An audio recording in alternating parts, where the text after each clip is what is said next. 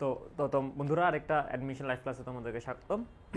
আজকে আমরা যেই চ্যাপ্টার উপরে কথা বলবো সেটা হচ্ছে গুণগত রসায়ন। দেখো ভাই লিখে রাখছি। সো এই চ্যাপ্টার থেকে বেসিক্যালি সবচেয়ে মেজর যে অংশটা বা সবচেয়ে ইম্পর্টেন্ট যে অংশটা সেটা হচ্ছে দ্রাব্যতার অংশটা, তারপরে হচ্ছে বাদবাকি অংশগুলো চলে আসে। সো আমরা শুরুতে হচ্ছে দ্রাব্যতা নিয়ে আলোচনা করব, তারপর হচ্ছে আমরা পরের টপিকগুলোতে চলে যাব। সো ফার্স্টে আমরা একটু টপিকগুলো লিখে দেখি, কি খেয়াল করো কী কী টপিক আছে এই চ্যাপ্টারের মধ্যে। প্রথমে আসতেছে দ্রাব্যতা ও দ্রাব্যতা গুণফল।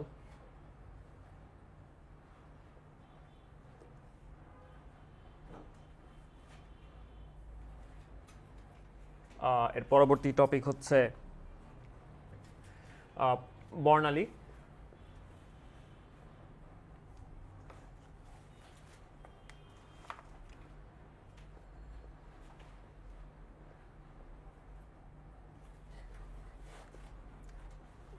বর্ণালীমিতি পড়া হচ্ছে ইলেকট্রন বিন্যাস।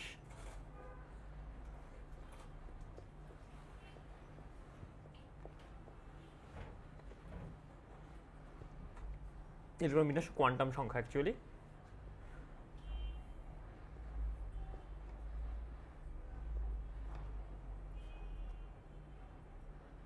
এবং যেই টপিক দিয়ে আমরা শেষ করবো এই চ্যাপ্টারটা সেটা হচ্ছে ক্রোমাটোগ্রাফি।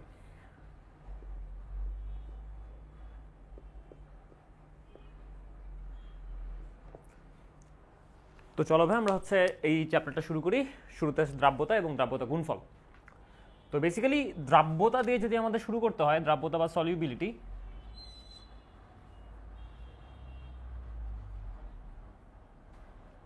এটা বলতে বোঝায় কোনো একটা সম্পৃক্ত দ্রবণের ঘনমাত্রা। তো এখন আমরা যদি একটু এভাবে চিন্তা করি, আমরা ছোটোবেলায় পড়ে আসছি যে ধরো যদি কোনো একটা দ্রাবক থাকে, আমাদের কেসে সেই দ্রাবক সবসময় হবে হচ্ছে পানি। এই পানির মধ্যে ধরো একটা দ্রব্য আমরা যোগ করতেছি, সেই দ্রব্য ধরো আমরা নাম দিলাম হচ্ছে এ। এই দ্রব্যটা ধরো এটা সলিড ফর্মে আছে ইনিশিয়ালি, এটা অন্য কোনো ফর্মেটে না, এটা সলিড ফর্মে আছে।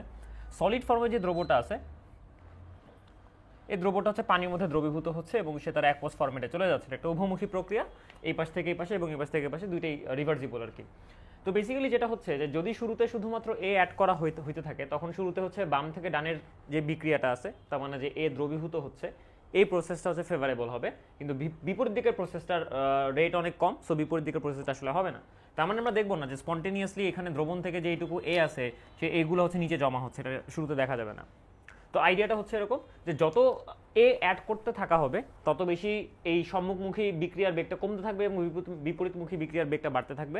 এবং একটা সময় আসবে যখন হচ্ছে এই দুই পাশের প্রক্রিয়াটা সমান। সো আমি যদি দুইটা নাম দিই, ধর এটাকে R1 এবং এটাকে R-1 নাম দিই, তাহলে যখন R1 এবং R-1 সমান হবে, তখন দেখা যাবে যে যেই রেটে এ দ্রবীভূত হচ্ছে, ওই একই রেটে দ্রবণ থেকে এ আসলে বের হয়ে নিচে জমা হচ্ছে, রাইট? তার মানে আমরা তখন বলবো যে এইখানে যেইটুকু এ দ্রবীভূত আছে তার পরিমাণটা হচ্ছে ফিক্সড। সো আমরা সেই অবস্থায় এই দ্রবণটাকে বলবো হচ্ছে সম্পৃক্ত দ্রবণ।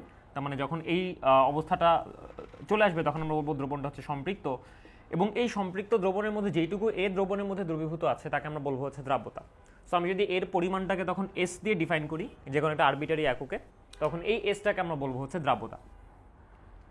সো বেসিক্যালি এই যে দ্রাব্যতা জিনিসটা, এটা কয়েকটা ফ্যাক্টরের উপর ডিপেন্ড করে। আমি জাস্ট সেই ফ্যাক্টরগুলো লিখতেছি। যেমন 1 নম্বর ফ্যাক্টর, এই দ্রাব্যতা ডিপেন্ড করে হচ্ছে তাপমাত্রার উপরে। যদি গ্যাসীয় পদার্থ হয় তাহলে দ্রাব্যতা ডিপেন্ড করে হচ্ছে চাপের উপরে। এবং 3, দ্রাব্যতা ডিপেন্ড করে হচ্ছে দ্রাবকের উপরে। তার মানে কী টাইপের দ্রব্য এবং ওই দ্রব্যটাকে আমি কী টাইপের দ্রাবকে দ্রবীভূত করতেছি, তার উপর দ্রাব্যতা অনেকাংশে ভ্যারি করে। সো আমরা শুরুতে তাপমাত্রার প্রভাবটা একটু পড়ে নিব, যে কীভাবে দ্রাব্যতার সাথে তাপমাত্রার সাথে কীভাবে কোনো একটা বস্তুর দ্রাব্যতা চেঞ্জ হয়। তো ওই জায়গাটাতে যাওয়ার আগে আমরা একটু বুঝে নেই যে এই যে দ্রাব্যতা আছে, দ্রাব্যতাটাকে আমরা কীভাবে প্রকাশ করব। দ্রাব্যতাকে আমরা অনেকগুলো এককে প্রকাশ করতে পারি। সো আমরা বেসিক্যালি দ্রাব্যতাকে যেই এককে প্রকাশ করব, সেই এককগুলো হচ্ছে এরকম, যে গ্রাম পার লিটার, মানে প্রতি একক আয়তনের দ্রবণের মধ্যে কত গ্রাম দ্রব্য দ্রবীভূত আছে, তার মানে সম্পৃক্ত দ্রবণের প্রতি একক লিটারে কত গ্রাম দ্রব্য দ্রবীভূত আছে। গ্রাম পার 100 গ্রাম সলভেন্ট, এটাও আমরা ইউজ করবো, বা 100 গ্রাম দ্রাবক, তার মানে প্রতি 100 গ্রাম দ্রাবকে কত গ্রাম দ্রব্য দ্রবীভূত থাকতে পারে। এবং মোস্ট কমনলি যেটা, সেটা হচ্ছে মোল পার লিটার, তার মানে প্রতি লিটার সম্পৃক্ত দ্রবণে কত মোল দ্রব্য দ্রবীভূত আছে। সো বেসিক্যালি আমরা যখন উল্লেখ করবো এককগুলো, তখন আমরা এই এককগুলো বলে দিব যে কখন হচ্ছে আমরা দ্রাব্যতাকে কোন ইউনিটে ইউজ করতেছি। সো যাই হোক, আমরা এখন তাপমাত্রার ইফেক্টে চলে আসি, যে কিভাবে তাপমাত্রার সাথে দ্রাব্যতা পরিবর্তন হয় সেটা একটু বোঝা যাক। সো এটা খুবই সহজ, এটা আমরা লাসে তেলের নীতি থেকে এক্সপ্লেইন করতে পারি। এখন একটু বুঝার চেষ্টা করি যে যেহেতু আমরা বলতেছি যে এই সিস্টেমটা যখন সাম্যাবস্থায় থাকবে তখন এর দ্রবণের পরিমাণটাকে আমরা বলতেছি দ্রাব্যতা, তার মানে এখানে লাশেতের নীতি অ্যাপ্লাই করা যায় কারণ এখানে সাম্যাবস্থা আছে। সো মনে করো যে এই বিক্রিয়ার একটা ডেল্টা এইচ আছে, তাকে আমরা বলতেছি হচ্ছে দ্রবণ তাপ বা দ্রবীভূতকরণ তাপ, ডেল্টা এইচ সলভ। সো এখন যদি এই ডেল্টা এইচ সলভটা পজিটিভ বা নেগেটিভ হয়, তার মানে মনে করো ডেল্টা এইচ সলভ এটা হচ্ছে গ্রেটার দেন 0, তার মানে তাপ হারি প্রক্রিয়াতে এটা দ্রবীভূত হয়, তখন সার্টেনলি আমরা লাশেতেলের নীতি থেকে জানি যে যদি টেম্পারেচার বাড়ানো হয়, টেম্পারেচার বাড়াইলে সাম্যাবস্থা ডান দিকে শিফট করবে, সাম্যাবস্থা ডান দিকে শিফট করা মানে হচ্ছে দ্রবণের মধ্যে এর পরিমাণ বেড়ে যাওয়া, সো সার্টেনলি তখন দ্রাব্যতার মানটা বেড়ে যাবে। তার মানে যেসব দ্রব্য তাপ হারি প্রক্রিয়াতে দ্রবীভূত হয়, তাপমাত্রা বাড়ালে তাদের দ্রাব্যতা বাড়ে। এখন দ্বিতীয় কেসে আসি, যদি মনে করো ডেল্টা এইচ সলভ যেটা দিস ইজ লেস দ্যান 0, যদি এটা লেস দ্যান 0 হয় তার মানে তখন তাপমাত্রা বাড়াইলে হচ্ছে দ্রাব্যতা কমে যাবে। তো এটা হচ্ছে সেকেন্ড কেস।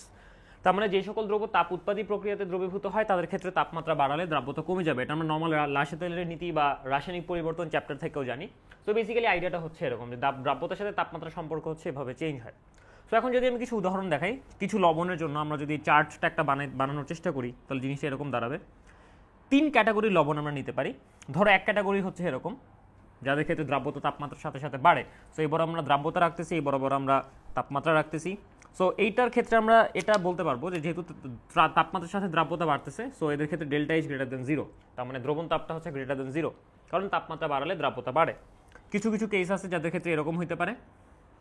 সো এদের ক্ষেত্রে কী হবে খেয়াল করো, যেহেতু তাপমাত্রা বাড়ালে দ্রাব্যতা কমতেছে, তার মানে এরা সার্টেনলি তাপ উৎপাদী প্রক্রিয়াতে দ্রবীভূত হয়, সো এদের জন্য দ্রবণ তাপ লেস দেন 0। কিছু কিছু লবণ থাকতে পারে যাদের জন্য মোটামুটি জিনিসটা এরকম, মানে একটা সরলরেখার মতো।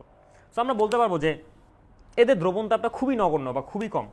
তো আমরা এদের ক্ষেত্রে বলতে পারবো যে ডেল্টা এইচ মোর এভার 0-র মোটামুটি কাছাকাছি। এখন একটা স্পেশাল টাইপের মাঝে মধ্যে এরকম একটা ক্যারেক্টার দেখা যায়, মনে করো কোনো কোনো লবণের জন্য যে দ্রাব্যতাটা এভাবে চেঞ্জ হয়। তার মানে আমরা এখানে দুইটা পোর্শন দেখতেছি, একটা ডেফিনিট টেম্পারেচারের আগে তাপমাত্রা বাড়ালে দ্রাব্যতা বাড়ে, ওই ডেফিনিট টেম্পারেচারের পরে তাপমাত্রা বাড়ালে দ্রাব্যতা কমে।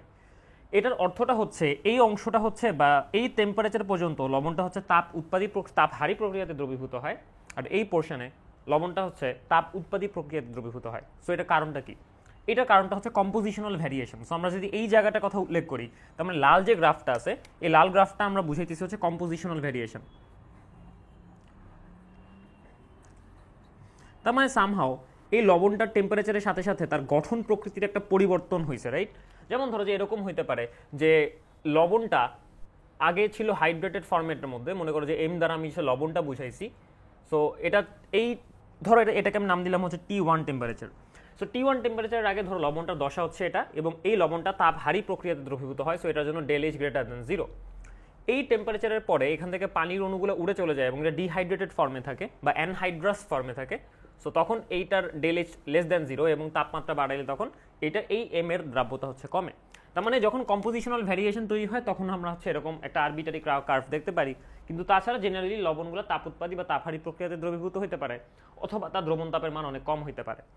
সো এখন আমরা একটা ম্যাথ করব, যেটা ভিতর দিয়ে আমরা বোঝার চেষ্টা করব যে কিভাবে তাপমাত্রার সাথে দ্রাব্যতার ভ্যারিয়েশনগুলোকে ম্যাথমেটিক্যালি কন্ট্রোল করা যায় বা ম্যাথমেটিক্যালি ক্যালকুলেট করা যায়।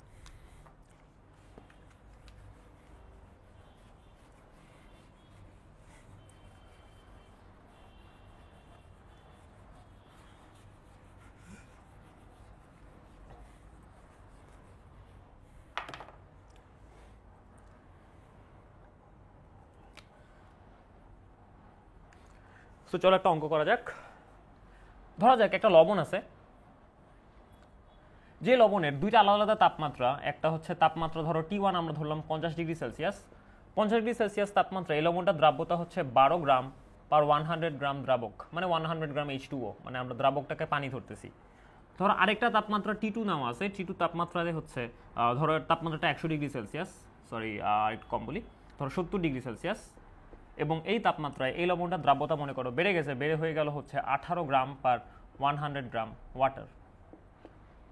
তখন প্রশ্ন হচ্ছে এটা হচ্ছে 50 ডিগ্রি সেলসিয়াস তাপমাত্রা, এবং এখানে একটা দ্রবণ আছে, যে দ্রবণটা হচ্ছে সম্পৃক্ত, এবং এই দ্রবণের ভর ধর হচ্ছে 56 গ্রাম। প্রশ্ন হচ্ছে যদি এই দ্রবণটাকে তাপমাত্রা বাড়ে 70 ডিগ্রি সেলসিয়াস তাপমাত্রা নিয়ে যাওয়া হয়, তাহলে এটাকে আবার যদি আমি সম্পৃক্ত বানাতে চাই তাহলে কত গ্রাম লবণ আমার বাইরে থেকে আরও যোগ করা লাগবে। সো এটাকে একটু বোঝার চেষ্টা করি। ফার্স্ট অফ অল চলো, এখানে 50 ডিগ্রি সেলসিয়াস তাপমাত্রা একটা সম্পৃক্ত দ্রবণ ছিল যার ভর ছিল হচ্ছে 56 গ্রাম। তার মানে এখানে দ্রব আর দ্রাবক দুইটা মিলায় টোটাল ভর 56 গ্রাম। কিছু দ্রব আছে কিছু দ্রাবক আছে, কিন্তু কতটুকু দ্রব বা দ্রাবক আছে আমি জানি না। যখন আমি টেম্পারেচার চেঞ্জ করলাম, টেম্পারেচার চেঞ্জ করলে দ্রব বা দ্রাবকের টোটাল পরিমাণের এখানে কোনোই পরিবর্তন হয় নাই, কিন্তু যেটা হয়েছে যেহেতু 70 ডিগ্রিতে হচ্ছে দ্রাবকের দ্রব ধারণ ক্ষমতা বেশি, খেয়াল করো 12 থেকে 18তে চলে গেছে। তার মানে এখন আগে যেটুকু পরিমাণ দ্রব এখানে ছিল এখন সেটুকু পরিমাণ দ্রব দিয়ে এটাকে সম্পৃক্ত করা যাবে না, দ্রব আরও বেশি পরিমাণ লাগবে, রাইট? প্রশ্নই হচ্ছে এটা, এখানে কি পরিমাণ দ্রব আরও যোগ করা লাগবে যাতে করে দ্রবণটা আবার পুনরায় সম্পৃক্ত হয়ে যায়। সো তার মানে খেয়াল করো এখান থেকে এইখানে যদি আমি ফাইনাল স্টেটের কথা বলি যে একটা সম্পৃক্ত দ্রবণ থেকে আরেকটা সম্পৃক্ত দ্রবণ, এই দুটো সম্পৃক্ত দ্রবণের মধ্যে কোন জিনিসটার পরিমাণে পরিবর্তন হয়েছে, অ্যান্সারটা খুবই সোজা, অ্যান্সার ইজ দ্রব। এখানে দ্রব কম ছিল, এখানে আরও দ্রব বেশি আছে, কারণ এখানে আবার সম্পৃক্ত বানাইতে আমার কিছু দ্রব যোগ করা লাগছে। সো তার মানে ফিক্সড ছিল কোনটা, ফিক্সড ছিল দ্রাবকের পরিমাণ, রাইট? তার মানে সবার প্রথম কাজ হচ্ছে আমার এই দ্রবণটা থেকে দ্রব আর দ্রাবকের পরিমাণটা আলাদা করে নেওয়া, যেটা এইটার থেকে আমি বের করতে পারবো এবং সেখানে আমি একই পরিমাণ দ্রাবকের কথাটা ইম্পোজ করতে পারবো। তো আমি যদি এখন চিন্তা করি, খেয়াল করো যে 50 ডিগ্রি সেলসিয়াস টেম্পারেচারে আমি যদি একটা সম্পৃক্ত দ্রবণ চিন্তা করি, যে সম্পৃক্ত দ্রবণের মধ্যে 100 গ্রাম পানি আছে, তাহলে সেখানে দ্রব থাকবে হচ্ছে 12 গ্রাম, তাহলে সেই দ্রবণের ভর হবে হচ্ছে 112 গ্রাম। তার মানে 112 গ্রাম সম্পৃক্ত দ্রবণে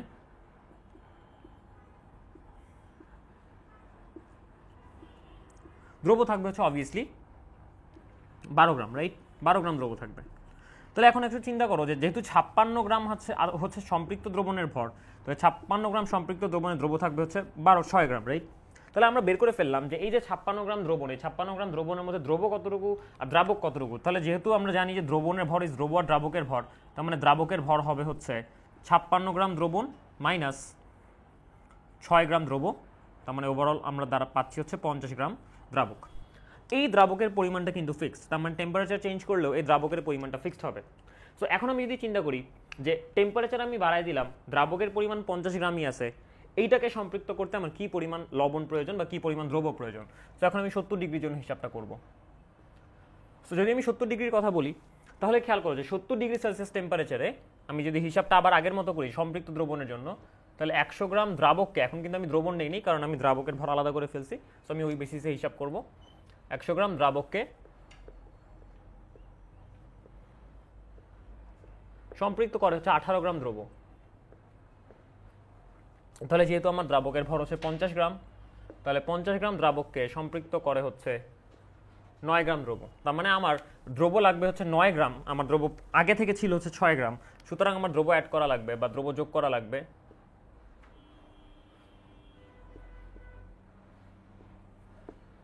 সমান সমান হচ্ছে 9, কতটুকু আমার ফাইনালি লাগবে মাইনাস কতটুকু আগের ছিল, সমান সমান হচ্ছে 3 গ্রাম। সো এটা হচ্ছে আমাদের উত্তর। তো আশা করি বুঝতে পারলাম যে কিভাবে হচ্ছে টেম্পারেচারের ভ্যারিয়েশন থাকলে এই জিনিসটা ক্যালকুলেট করতে হয়। সেম জিনিসটা হচ্ছে উল্টা জিনিসের জন্য প্রযোজ্য। যেমন ধরো যদি 70 ডিগ্রি সেলসিয়াস টেম্পারেচারে কোনো একটা দ্রবণ দেওয়া থাকতো যেটা সম্পৃক্ত ছিল, তাকে টেম্পারেচার কমায় 50 ডিগ্রিতে নিয়ে আসা হলো, তাহলে কি পরিমাণ লবণ বের হয়ে যাবে। তার মানে এগেইন জিনিসটা সেম, আগের দ্রব আর ফাইনাল দ্রবের পরিমাণ সেম না, কিন্তু দ্রাবকের পরিমাণটা সেম। সো আমাদের বেসিক টার্গেট হচ্ছে এটা, আমরা দ্রবণ থেকে দ্রব আর দ্রাবকের পরিমাণটাকে আলাদা করব, তারপরে সেই দ্রাবক রেসপেক্টে অন্য টেম্পারেচারে যে হিসাবটা দেওয়া আছে ওইটা অনুযায়ী আমরা হিসাব করব। তো এখন চলো আমরা হচ্ছে আমাদের নেক্সট কনসেপ্টে চলে যাই, সেটা হচ্ছে দ্রাবক এর প্রকৃতি।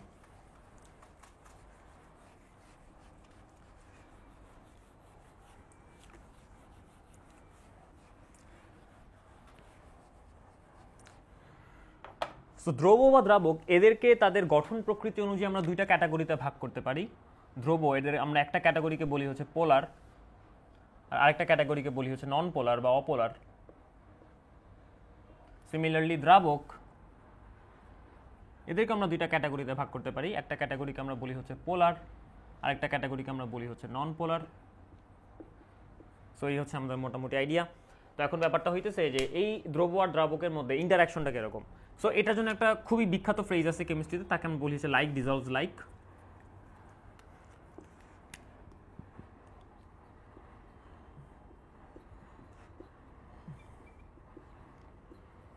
এটার অর্থ হচ্ছে যেই জিনিসটা প্রকৃতি যেরকম সে সেরকম জিনিসে মিশে যেতে ভালোবাসে। তার মানে যদি আমি এভাবে চিন্তা করি যে পোলার আর পোলার এই দুটোর মধ্যে ইন্টারাকশন ভালো, সো এরা দ্রবীভূত হবে, নন পোলার আর নন পোলার এদের মধ্যে ইন্টারাকশন ভালো, সো এরা দ্রবীভূত হবে। তো এখন কাহিনীটা কি, কেন এরকম হয়? সো পোলার পোলার হওয়ার কারণে দুইটার পজিটিভ আর নেগেটিভ প্রান্ত একটা একটাকে আকর্ষণ করে, এটার জন্য কোনো এক্সট্রা কোনো ফোর্স লাগে না, সো একটা একটার মধ্যে ডিসপার্স বা ছড়ায় যেতে পারে। অন দি আদার হ্যান্ড যদি পোলার আর নন পোলার ইন্টারাকশন হয়, পোলার হচ্ছে প্লাস মাইনাস প্রান্ত থাকে, নন পোলারের কোনো প্লাস মাইনাস প্রান্ত থাকে না। সো নন পোলারটা যেটা করতে হয়, নন পোলারের মধ্যে পোলার একটা প্লাস মাইনাস চার্জ ইনডিউস করে বা আবিষ্ট করে। এখন এই যে আবিষ্ট ডাইপোল, যেটা এই আবিষ্ট ডাইপোলটার আকর্ষণ করার ক্ষমতা পোলার যৌগগুলোর মতো বেশি থাকে না। সো যেটা হয় যে নন পোলার যৌগগুলো পোলার দ্রাবকের যে ম্যাট্রিক্সটা আছে বা যেই নেটওয়ার্কটা আছে, এই নেটওয়ার্কটাকে তারা ভাঙতে পারে না। সো দ্যাটস ওয়াই নন পোলার যে দ্রব্যগুলো আছে বা নন পোলার যে দ্রাবকগুলো আছে তারা হচ্ছে পোলার দ্রব্যকে অ্যান্ড ভাইস ভার্সা একটা একটাকে দ্রবীভূত করতে পারে না। সো একই কথা এইটার জন্য প্রযোজ্য, একই কথা এটার জন্য প্রযোজ্য। সো দ্যাটস ওয়াই আমরা বলি যে যে যেরকম সে সেরকম জায়গাতে দ্রবীভূত হতে পছন্দ করে। যদি আমি নন পোলারের কথা উল্লেখ করি, নন পোলার কারোরই নিট কোনো পোলারিটি নাই, সো দুইজনের মধ্যে লন্ডন ডিসপারশন ফোর্সের মাধ্যমে দ্রবীভূত হয়ে যেতে পারে। যেমন কেরোসিন তেল আর সয়াবিন তেল ইজিলি মিশে যায়, দুইটাই নন পোলার। অন দি আদার হ্যান্ড আমি কেরোসিন তেলের মধ্যে লবণ মিশাতে পারবো না, কিন্তু আমি পানির মধ্যে ইজিলি লবণ মিশাতে পারবো। আবার পানি আর কেরোসিন তেল মিশে না, কারণ দুইটা হচ্ছে একটা পোলার একটা নন পোলার। সো এই হচ্ছে বেসিক্যালি আইডিয়া। এখন আমরা যেটা করবো, আমরা একটা স্পেশাল টাইপের দ্রব্য নিয়ে পড়াশোনা করবো। দ্রাবক তো আমাদের পানি অলরেডি ফিক্সড অবস্থাতেই আছে, এবং সেই স্পেশাল টাইপের দ্রব্য যেটা সেটা হচ্ছে স্বল্প দ্রবণীয় আয়নিক যৌগ। সো আমরা এখানে ওই জিনিসটাকে উল্লেখ করবো যে স্বল্প দ্রবণীয় আয়নিক যৌগ।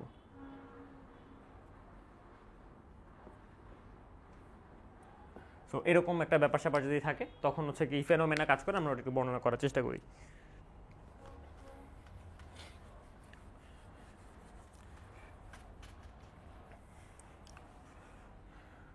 ধরা যাক কোন একটা স্বল্প দ্রবণীয় আয়নিক যৌগ আছে MaXB, যেখানে এটা ক্যাটায়ন এবং বিটা অ্যানায়ন। আমরা M দ্বারা বুঝাচ্ছি জেনারেল ক্যাটায়ন, X দ্বারা বুঝাচ্ছি জেনারেল অ্যানায়ন। M বা X এক বা একাধিক পদার্থ হইতে পারে। এইটাকে যখন পানির মধ্যে দেওয়া হয়, এটা সলিড ফরম্যাটে আছে, এটা পানির মধ্যে খুবই স্বল্প মাত্রায় বিয়োজিত হয়ে Mb+ আয়ন এবং Xa- আয়ন তৈরি করে। এবং সমতা রক্ষার জন্য আমি এখানে A আর B সহগগুলোকে দিছি। তার মানে আমরা একটু এখানে কথাটা এভাবে আমরা ধরে নিচ্ছি যে এই যে লবণ যেটুকু আছে, এই লবণটা সলিড, ওর যতটুকু অংশ দ্রবীভূত হয় আয়নিত হওয়ার মাধ্যমে দ্রবীভূত হয়। তার মানে আমরা এখানে ধরে নিচ্ছি যে এখানে যে আয়নটুকু দ্রবণের মধ্যে উৎপন্ন হয় সেটা হচ্ছে 100% আয়োনাইজেশনের কারণে হয়। তার মানে ডিগ্রি অফ আয়োনাইজেশন ইজ 1। তার মানে আমরা দ্রবীভূত দশার মধ্যে পুরোটুকু আয়নিত হয়, এটা বোঝানোর চেষ্টা করতেছি। যেমন ধরো এটা এরকমও হতে পারে যে MaXB এর মধ্যে 2 মোল দ্রবীভূত হয়, সেই 2 মোল থেকে 0.5 মোল আয়নিত হয়। তখন কিন্তু এখানে আলফা এর মান 1 না, আলফা এর মান হবে 2 মোল থেকে 1 মোল দ্রবীভূত হইলো, তার মধ্যে 0.5 যেহেতু, তার মানে কি আলফা এর মান এখানে 0.5। সো আমরা ওই জিনিসটা চিন্তা করতেছি না, আমরা বলতেছি এই লবণটা স্বল্প দ্রবণীয়, কিন্তু যতটুকুই দ্রবীভূত হবে পুরোটাই হচ্ছে আয়নিত হওয়ার মাধ্যমে দ্রবীভূত হবে। সিঙ্গেল মলিকুলার স্টেটে কোনো আয়ন দ্রবীভূত হবে না। তো যদি এটা আমরা ধরে নেই তাহলে আমরা কিছু জিনিসপত্র অ্যাজিউম করতে পারবো। আমরা ধরি এটা দ্রাব্যতা হচ্ছে S, এবং এখানে আমরা এককটা উল্লেখ করতেছি সেটা হচ্ছে মোল পার লিটার। তার মানে যেহেতু সম্পৃক্ত দ্রবণে S মোল পরিমাণ দ্রবীভূত হবে প্রতি লিটারে, তাহলে সম্পৃক্ত দ্রবণে প্রতিটা আয়নের ঘনমাত্রা হবে হচ্ছে AS এবং BS এতটুকু করে। যেখানে খেয়াল করো যে S প্রতি মোলে একটা MaXB এর মধ্যে M আছে হচ্ছে A মোল, তাহলে Sটার মধ্যে থাকবে AS মোল। একটা MaXB এর মধ্যে X আছে হচ্ছে B মোল, তার মানে S মোলের মধ্যে থাকবে হচ্ছে BS মোল। তো এখন আমরা আসি যে এই পুরো ওভারঅল বিক্রিয়াটা সাম্য ধ্রুবকের মানটা কি হবে। তো সাম্য ধ্রুবক K সমান হবে হচ্ছে সাম্যাবস্থায় ক্যাটায়নের ঘনমাত্রা টু দি পাওয়ার সহগ ইন্টু সাম্যাবস্থায় অ্যানায়নের ঘনমাত্রা টু দি পাওয়ার সহগ, রাইট। সো এইটাকে আমরা বলি হচ্ছে KSP এর প্রাথমিক সংজ্ঞা, যে কোনো একটা স্বল্প দ্রবণীয় লবণের যেই সম্পৃক্ত দ্রবণের সাম্য ধ্রুবক বা সাম্য ধ্রুবক শুধুমাত্র সম্পৃক্ত দ্রবণের বেলাতেই প্রযোজ্য হবে, এটাকে আমরা বলবো যে KSP এর প্রাথমিক সংজ্ঞা। সো আমরা যখনই কোনো জায়গাতে আটকায় যাবো আমরা সবসময় খেয়াল রাখবো আমাদের প্রাথমিক সংজ্ঞা ধরে আগাইতে হবে। ওকে, এখন আসো খেয়াল করি আমাদের দ্রবণটার মধ্যে আয়নগুলোর ঘনমাত্রা আমরা পার্টিকুলারলি জানি।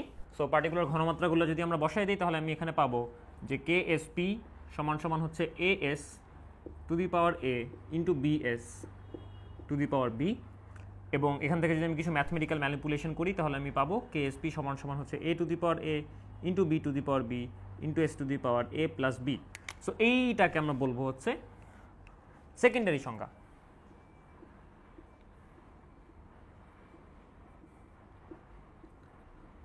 এবং খেয়াল রাখবা যে সেকেন্ডারি সংজ্ঞা খুবই শর্টকাট, কিন্তু এটা আমরা শুধুমাত্র তখন খাটাতে পারবো যখন লবণ মাত্র একটা থাকবে। তার মানে এটার একটা পয়েন্ট আছে, এটা হচ্ছে যখন লবণ একটা, তখনই শুধুমাত্র এই ঘটনাটা খাটবে।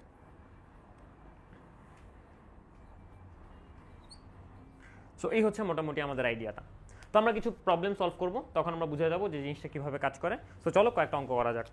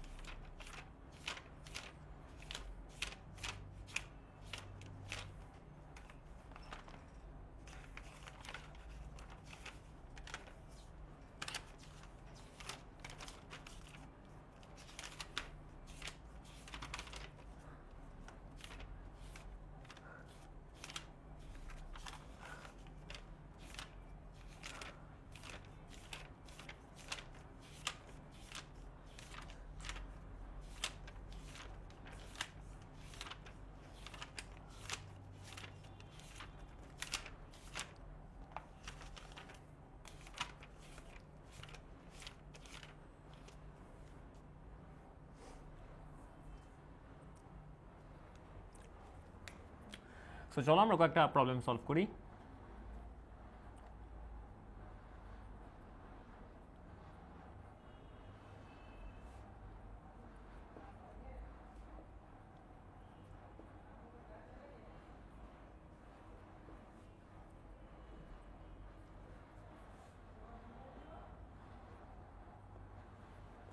সো দেখো ভাইয়া, যে প্রবলেমটা যেটা লিখছি সেটা হচ্ছে এরকম যে এখানে কতগুলো লবণ দেওয়া থাকবে, যে লবণগুলো কেএসপি অথবা দ্রাব্যতা বের করতে হবে, কোনটা দেওয়া আছে তার সাপেক্ষে। যদি দ্রাব্যতা দেওয়া থাকে কেএসপি বের করতে হবে, কেএসপি দেওয়া থাকলে দ্রাব্যতা বের করতে হবে, এবং সবগুলোতে খেয়াল রাখবে যে আমি একটা করে লবণ উল্লেখ করতেছি।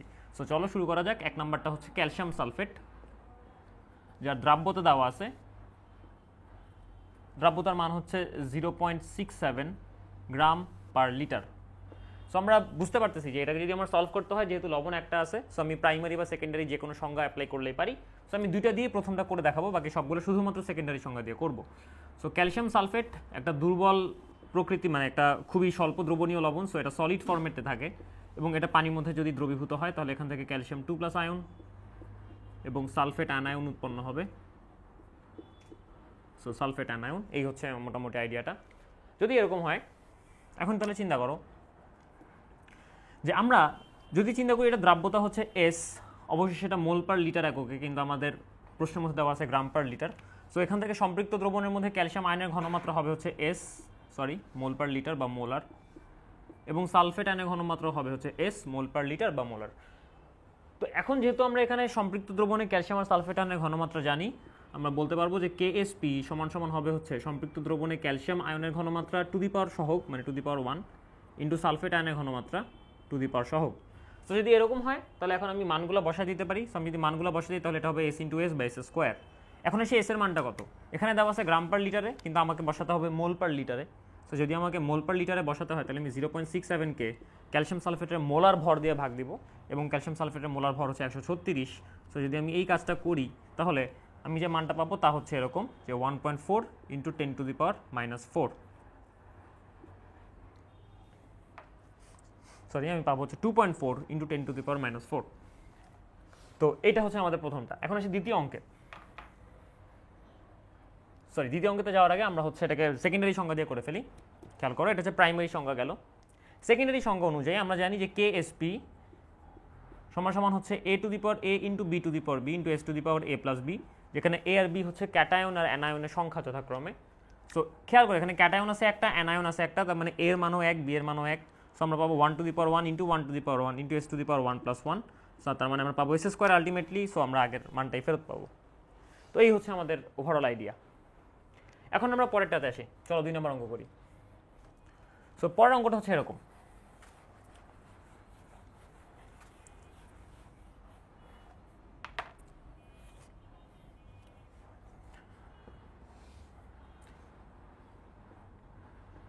কপার 2 হাইড্রোক্সাইড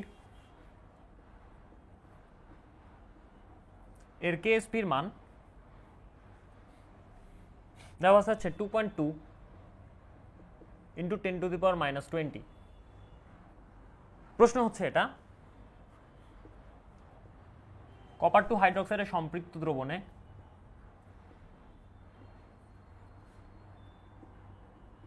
OH মাইনাসের ঘনমাত্রা কত? তার মানে বেসিক্যালি আইডিয়াটা খুব সিম্পল। আমি যদি এভাবে চিন্তা করি, যেমন ধরো যে এটা হচ্ছে কপার টু হাইড্রোক্সাইড, সলিড ফরম্যাটে আছে, এটা দ্রবীভূত হবে হচ্ছে কপার 2+ আয়ন এবং হাইড্রোক্সাইড আয়নে। তো আমি যদি বলি এটা দ্রাব্যতা হচ্ছে S, অবশ্যই সেটা মোল পার লিটার এককে, তাহলে সম্পৃক্ত দ্রবণে কপার আয়নের ঘনমাত্রা হবে হচ্ছে S মোলার এবং হাইড্রোক্সাইড আয়নের ঘনমাত্রা হবে হচ্ছে 2S মোলার। যেহেতু KSP দেওয়া আছে, সো আমি এখান থেকে দ্রাব্যতা বের করতে পারবো in mole per litre. So আমি যদি এখান থেকে 2S করি তাহলে আমি পেয়ে যাবো অ্যান্সারটা। সো এটাকে আমরা সেকেন্ডারি সংজ্ঞা দিয়ে আগাবো। সো সেকেন্ডারি সংজ্ঞা দিয়ে আমরা বলতে পারবো যে KSP সমান সমান হচ্ছে A two the power A into B two the power B into S two the power A plus B। এখন এখানে আসি ক্যাটায়ন আর অ্যানায়নের সংখ্যা। ক্যাটায়ন এখানে একটা আছে, অ্যানায়ন এখানে দুইটা আছে। সো যেহেতু এখানে ক্যাটায়ন একটা, তো এটা হবে 1 টু দি পাওয়ার 1, অ্যানায়ন যেহেতু দুইটা সেটা হবে 2 টু দি পাওয়ার 2 এবং S two the power 1 plus 2। তো এখন এখান থেকে আমি KSPর মান জানি, KSPর মান হচ্ছে 2.2 ইন্টু 10 টু দি পাওয়ার -20, তাহলে এখান থেকে আমি বের করবো হচ্ছে 2S। সো বেসিক্যালি এখানে আসে হচ্ছে 4S কিউব সমান সমান হচ্ছে 2.2 ইন্টু 10 টু দি পাওয়ার -20। তাহলে এখান থেকে 4S কিউব 2S দাঁড়ায় হচ্ছে এটা 2S সমান সমান হচ্ছে 2 into 2.2 into 10 to the power -20 divide by 4 cubic root. So এটা যদি আমরা করি তাহলে আমরা মান পেয়ে যাব এখানে সম্পৃক্ত দ্রবণে OH মাইনাস আয়নের ঘনমাত্রা অ্যাকচুয়ালি কত। তো এখন আমরা 3 নম্বর প্রবলেমটা করি। সো এখান থেকে আমরা এই প্রবলেমটা সলভ করলে পেয়ে যাব। খেয়াল করো যে আইডিয়াটা খুব সিম্পল ছিল, হাইড্রোক্সাইডের ঘনমাত্রা হচ্ছে 2S। সো আমরা হচ্ছে সেকেন্ডারি সংখ্যা থেকে S বের করতে পারবো, S কে 2 দিয়ে গুণ দিলেই আমাদের কাজ শেষ। তো এখন 3 নম্বরটাতে আসি, চলো।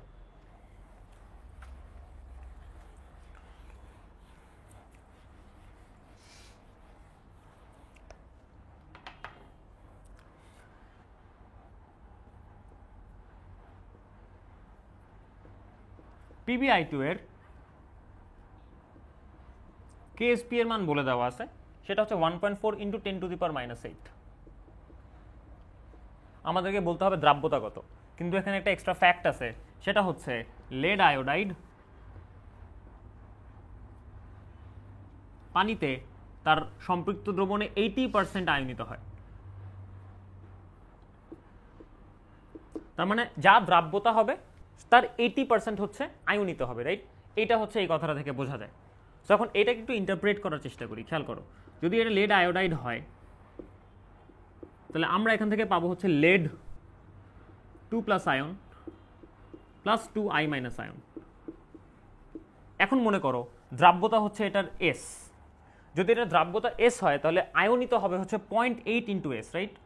তার মানে যদি দ্রাব্যতা S হয় তাহলে আয়নিত হবে 0.8 ইন্টু S। তার মানে এখান থেকে লেড আয়ন পাওয়া যাবে হচ্ছে 0.8 ইন্টু S এবং আয়োডাইড আয়ন পাওয়া যাবে তার 2 গুণ, তার মানে 1.6 ইন্টু S। তো আশা করি এটুকু বুঝাতে পারলাম যে এখানে অ্যাকচুয়ালি কী হইলো।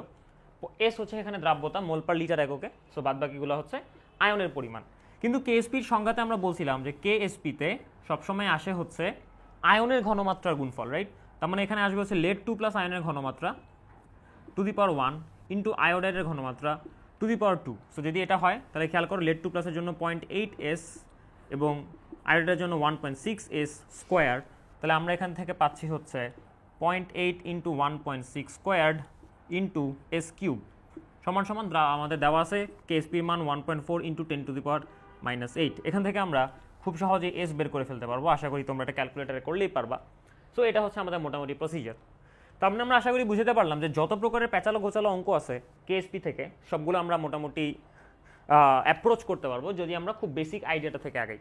তার মানে আমাকে সিম্পলি খেয়াল রাখতে হবে এখানে কিভাবে আয়নিত হচ্ছে আর কতটুকু পরিমাণ আয়নিত হচ্ছে। সোজা কথা, KSPর মধ্যে আমরা আয়নের পরিমাণটা জানতে পারি, দ্রাব্যতা থেকে আমরা জানতে পারি কতটুকু লবণ দ্রবীভূত হইলো।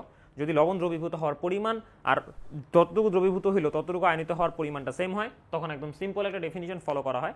এবং যদি না হয় তাহলে আমরা এভাবে একটু ক্যারিকেচার করে করে অঙ্কটা করে ফেলি। সো এখন আমরা চলে যাবো হচ্ছে দ্রাব্যতা গুণফলের পরবর্তী অ্যাপ্লাইড দিকগুলোতে। আপাতত আমরা শুধুমাত্র সংজ্ঞা শিখলাম। সো সংজ্ঞার পরে আমরা হচ্ছে এটা অন্যান্য অ্যাপ্লিকেশনগুলো দেখবো। এখন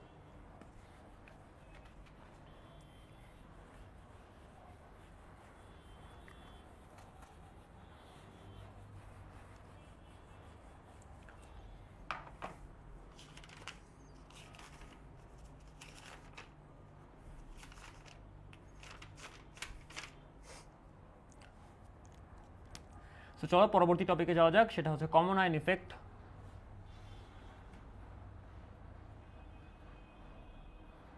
বা সম আয়ন প্রভাব।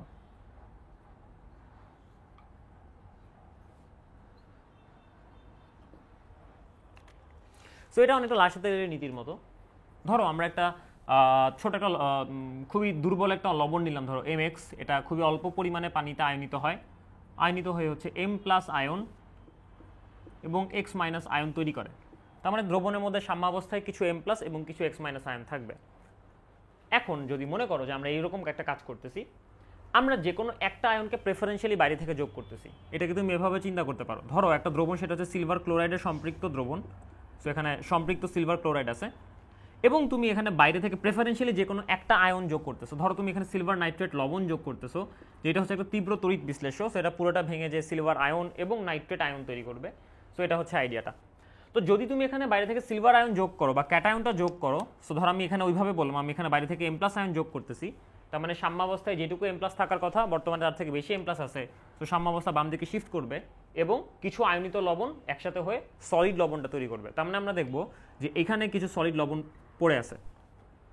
অথবা আমি যদি এভাবে বলি যে আমি বাইরে থেকে হচ্ছে অ্যানায়নটা প্রেফারেন্সিয়ালি যোগ করতেছি, যেমন ধরো যে আমি বাইরে থেকে যদি সোডিয়াম ক্লোরাইড যোগ করি, তার মানে সোডিয়াম ক্লোরাইড থেকে কিছু ক্লোরাইড আয়ন পাওয়া যাবে। অথবা যদি এই কেসে আমি বলি এখানে কিছু X- আয়ন পাওয়া যাবে, তার মানে সাম্যাবস্থায় যেটুকু X- থাকার কথা বর্তমানে X- এর পরিমাণ তার থেকে বেশি, তো সাম্যাবস্থা হচ্ছে বাম দিকে শিফট করবে এবং কিছু আয়নিত লবণগুলা একসাথে হয়ে সলিড লবণের অধক্ষেপ তৈরি করবে। ইন ইদার কেস কি হলো একটু খেয়াল করো, যে আমরা সিলভার ক্লোরাইডের মধ্যে কি বাইরে থেকে কিন্তু সিলভার ক্লোরাইড দেইনি, দ্রবণটা সম্পৃক্ত ছিল। মনে করো আগে দ্রবীভূত সিলভার ক্লোরাইডের পরিমাণ ধরো 2 গ্রাম, এবং বাইরে থেকে সিলভার নাইট্রেট দেওয়ার কারণে নিচে কিছু সিলভার ক্লোরাইড জমা হইলো, যেটার পরিমাণ মনে করো 0.01 গ্রাম। তার মানে দ্রবণের মধ্যে এখন সিলভার ক্লোরাইডের পরিমাণ হচ্ছে 2 - 0.01, তার মানে হচ্ছে 1.9 গ্রাম। এটা আমরা আশা করি বুঝতে পারতেছি। সো সরি 1.9 না, 1.09 গ্রাম।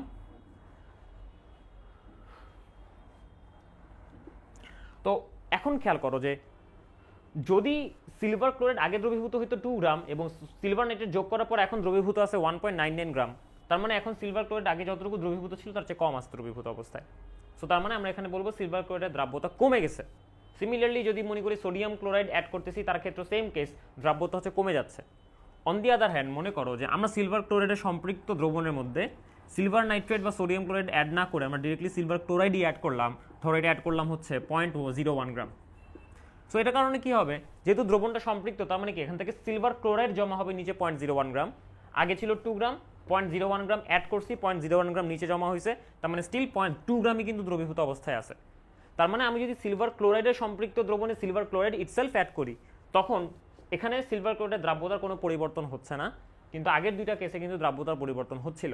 সো যখন দ্রাব্যতার পরিবর্তন হয় তখন আমরা ওই ব্যাপারটাকে বলি হচ্ছে কমন আয়ন ইফেক্ট বা সম আয়ন প্রভাব। আমরা বলবো একটা স্বল্প দ্রবণীয় লবণ পানিতে যে আয়নগুলো তৈরি করে, যে কোনো একটা আয়নের প্রেফারেন্সিয়াল উপস্থিতি, মানে ওরা যেই অনুপাতে আয়নগুলো তৈরি করে সে অনুপাত না, ওই অনুপাত ব্যতীত অন্য কোনো অনুপাতে যদি লবণের মধ্যে আয়নগুলোকে যোগ করা হয় তখন ওই লবণের দ্রাব্যতা কমে যায় ওই সিস্টেমের মধ্যে, এটাকে আমরা বলি হচ্ছে সম আয়ন প্রভাব। সো এটা ম্যাথমেটিক্সগুলো কীভাবে করতে হয় তা আমরা একটা দুইটা উদাহরণ দিয়ে বোঝানোর চেষ্টা করতেছি, কিন্তু এটা মাথায় রাখবা যে একটা লবণ যেই অনুপাতে আয়ন তৈরি করতেছে ওই অনুপাত ব্যতিরেকে ভিন্ন কোনো অনুপাতে যদি কোনো আয়ন যোগ করা হয় তখনই কেবলমাত্র সম আয়ন প্রভাব পরিলক্ষিত হয়, আনলেস হয় না। তো চলো একটা অঙ্ক করা যাক।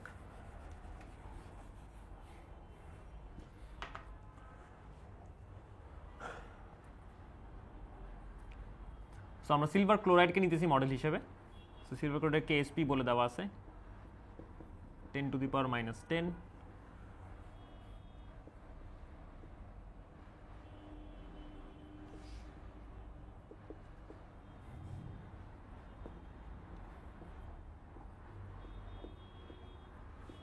সো সিলভার ক্লোরাইডের দ্রাব্যতা নির্ণয় করতে হবে 0.01 মোলার সোডিয়াম ক্লোরাইড দ্রবণে, সেম ঘনমাত্রার সিলভার নাইট্রেট দ্রবণে, এবং সেম ঘনমাত্রার বেরিয়াম ক্লোরাইড দ্রবণে। তো বেসিক্যালি আইডিয়াটা খেয়াল করে এখানে তিনটা আলাদা আলাদা লবণ ব্যবহার করা হইতেছে, যার মধ্যে প্রথম লবণ থেকে কমন আয়ন ক্লোরাইড, দ্বিতীয় লবণ থেকে কমন আয়ন সিলভার, তৃতীয় লবণ থেকে কমন আয়ন ক্লোরাইড। সো এই প্রত্যেকটা লবণের জন্য আমাদের সিলভার ক্লোরাইডের দ্রাব্যতা বের করা লাগবে। সো যদি আমাদের দ্রাব্যতা বের করা লাগে, আমরা দ্রাব্যতাকে আপাতত মোল পার লিটারে বের করব। একই কথা, তুমি গ্রাম পার লিটারে কনভার্ট করতে পারবা। সো যদি আমার মোল পার লিটারে বের করা লাগে, তাহলে এটা খেয়াল করবা যে আমাকে সবসময় একটা সম্পৃক্ত সিস্টেম ধরতে হবে। তার মানে আমরা একটা সিস্টেম চিন্তা করতেছি, যে সিস্টেমটার মধ্যে হচ্ছে সিলভার ক্লোরাইড আছে, যার জন্য সম্পৃক্ত। কিরকম জন্য সম্পৃক্ত? সোডিয়াম ক্লোরাইডের জন্য সম্পৃক্ত 1 নম্বর কেসে, অথবা সে সিলভার নাইট্রেটের জন্য সম্পৃক্ত, অথবা সে বেরিয়াম ক্লোরাইডের জন্য সম্পৃক্ত। সো এটা হচ্ছে আইডিয়াটা। সো এই 3টা জিনিস মাথায় রেখে চলো এখন আমরা শুরু করি। প্রতি ক্ষেত্রে আমাকে ডিফাইন করা লাগবে যে এখানে কি কি আছে এবং কোন কোন আয়ন আছে কতটুকু পরিমাণে। সো তার আগে একটা ছোট্ট কথা বলে রাখি, যদি কোনো কমন আয়ন না থাকতো তাহলে সিলভার ক্লোরাইডের দ্রাব্যতা হইতে হচ্ছে 10⁻⁻5 মোল পার লিটার। এটা ইউজুয়াল ক্যালকুলেশন থেকে বের করা যায়, এটা তোমার এই অঙ্কের জন্য লাগবে না, আমি জাস্ট তুলনা করার জন্য এখানে দিয়ে রাখছি। সো মনে করো প্রথম সিস্টেমটা চিন্তা করি, কি আছে এখানে? সিলভার ক্লোরাইড, যেখান থেকে খুবই স্বল্প পরিসরে সিলভার আয়ন এবং ক্লোরাইড আয়ন পাওয়া যায়। এটা হচ্ছে প্রথম কথা, যে খুবই অল্প পরিমাণে সিলভার আয়ন এবং খুবই অল্প পরিমাণে ক্লোরাইড আয়ন। ধরো দ্রাব্যতা হচ্ছে এক্স, ধরলাম যে যেহেতু নর্মাল পানিতে দ্রাব্যতা 10⁻⁻5, এখানে দ্রাব্যতা হচ্ছে এক্স, আরও কম। সো এখান থেকে সিলভার আয়নের পরিমাণ হচ্ছে এক্স মোলার, ক্লোরাইড আয়নের প্রাপ্ত পরিমাণ হচ্ছে এক্স মোলার। দ্রবণের মধ্যে কিন্তু সোডিয়াম ক্লোরাইডও আছে, রাইট? তো আমি যদি দ্রবণের মধ্যে সোডিয়াম ক্লোরাইডের পরিমাণটা রেখে দিই, তাহলে দেখো যে সোডিয়াম ক্লোরাইড একটা তীব্র তড়িৎ বিশ্লেষ্য, এটা পুরোটা ভেঙে যাবে এবং ভেঙে এই পুরোটা থেকে হচ্ছে সোডিয়াম আয়ন এবং ক্লোরাইড আয়ন ফর্ম করবে। যেহেতু আমরা এখানে কমন আয়নটা ক্লোরাইড, সো আমি শুধুমাত্র ক্লোরাইডের পরিমাণ নিয়ে ইন্টারেস্টেড থাকবো। 0.01 মোলার সোডিয়াম ক্লোরাইড থেকে ক্লোরাইড পাওয়া যাবে হচ্ছে 0.01 মোলার। এখন একটু চিন্তা করি যে এই সিস্টেমটা সম্পৃক্ত কার জন্য? সিলভার ক্লোরাইডের জন্য। তাহলে আমি কেএসপি লিখবো কার জন্য? সিলভার ক্লোরাইডের জন্য। সো তার মানে যখন আমি সিলভার ক্লোরাইডের কেএসপি লিখতেছি, তখন আমি শুধুমাত্র উপরের সমীকরণটার দিকে তাকাবো, এবং কেএসপি সমান সমান হবে হচ্ছে সিলভার আয়নের ঘনমাত্রা টু দি পাওয়ার সহগ, সহগ হচ্ছে 1, ইন্টু ক্লোরাইডের ঘনমাত্রা টু দি পাওয়ার সহগ, সহগ হচ্ছে 1। সো এই দুইটা আমি গুণ করলাম। এখন দেখো যে এখানে কার পরিমাণ কত? সিলভার আয়নের পরিমাণ দ্রবণের মধ্যে হচ্ছে এক্স, ক্লোরাইডের পরিমাণ হচ্ছে এক্স, আর এখান থেকে কন্ট্রিবিউশন 0.01। তাহলে আমি এখানে লিখবো হচ্ছে এক্স প্লাস 0.01। ফাইন। তো এখন এখানে খেয়াল করো, কেএসপির মান দেওয়া আছে 10⁻⁻10, যেটা একটা সাম্য ধ্রুবক, টেম্পারেচার চেঞ্জ না করলে এটা চেঞ্জ হওয়ার কথা না। এখন একটা কথা চিন্তা করো, নর্মালি সিলভার ক্লোরাইডের দ্রাব্যতা 10⁻⁻5, কমন আয়নওয়ালা দ্রবণের দ্রাব্যতা আরও কম। সো এখানে একটা সংখ্যা আছে 10⁻2, এক্স এর মানটা যেহেতু ভয়াবহ রকমের কম, তার মানে দুইটা যোগ করলে আলটিমেটলি যোগফলটা 10⁻2 বা 0.01ই থাকবে। সো আমরা এটাকে এইভাবে অ্যাপ্রক্সিমেট করব। সো তাহলে খেয়াল করো, যদি এখান থেকে আমি এক্স বের করি, এক্স আসবে হচ্ছে 10⁻8 মোল পার লিটার। তার মানে কি হলো খেয়াল করো, যেখানে আগে দ্রাব্যতা ছিল 10⁻5, এখন সেখানে দ্রাব্যতা কমে হয়ে গেছে 10⁻8, তার মানে 1000 গুণ কমে গেছে দ্রাব্যতা। So this is the power of common ion. Common ion কোন একটা লবণের দ্রাব্যতাকে ভয়াবহ পর্যায়ে কমাই দিতে পারে। তো এখন খ তোমাদের জন্য আমি রেখে দিব, আমি গ করতেছি। গটা খুব সিমিলার, গতে আসছে খালি বেরিয়াম ক্লোরাইড, এবং বেরিয়াম ক্লোরাইড থেকে হচ্ছে প্রতি মোল থেকে 2 মোল ক্লোরাইড আয়ন পাওয়া যায়। সো এটা যদি এরকম হয়, এখন একবার চিন্তা করো যে কি হইতেছে। তাহলে এখন এখানে কমন আয়নের ঘনমাত্রা কত হবে? 0.01 মোলার বেরিয়াম ক্লোরাইড থেকে ক্লোরাইড পাওয়া যাবে 0.02 মোলার, কারণ প্রতিটা বেরিয়াম ক্লোরাইডে ক্লোরিন 2টা করে থাকে। তাহলে এখন একটু চিন্তা করো যে এখন দ্রবণটা কার জন্য সম্পৃক্ত? Obviously silver chloride. তাহলে কেএসপি লিখবো কার জন্য? Silver chloride. সো এখন আমি যদি ওইটা কাজটা করি, তাহলে পাবো হচ্ছে কেএসপি সমান সমান হচ্ছে সিলভার আয়নের ঘনমাত্রা ইন্টু ক্লোরাইড আয়নের ঘনমাত্রা। সো সিলভার আয়নের ঘনমাত্রা ইন্টু ক্লোরাইড আয়নের ঘনমাত্রা কেন আমি করলাম? কারণ উপরের দ্রবণ এখানেও সহগ 1, এখানেও সহগ 1, এখানে সহগ 2 আছে, ভুলে যাও, এখানে সহগ 1 আছে, সো এটার পাওয়ার 1 হবে।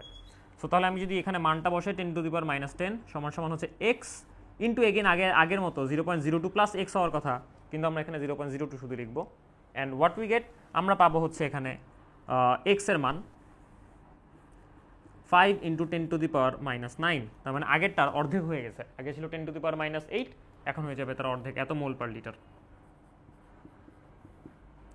সো আশা করি ভাইয়া বুঝাতে পারলাম যে কিভাবে কমন আয়নওয়ালা দ্রবণের মধ্যে কোনো একটা লবণের দ্রাব্যতা বের করতে হয়।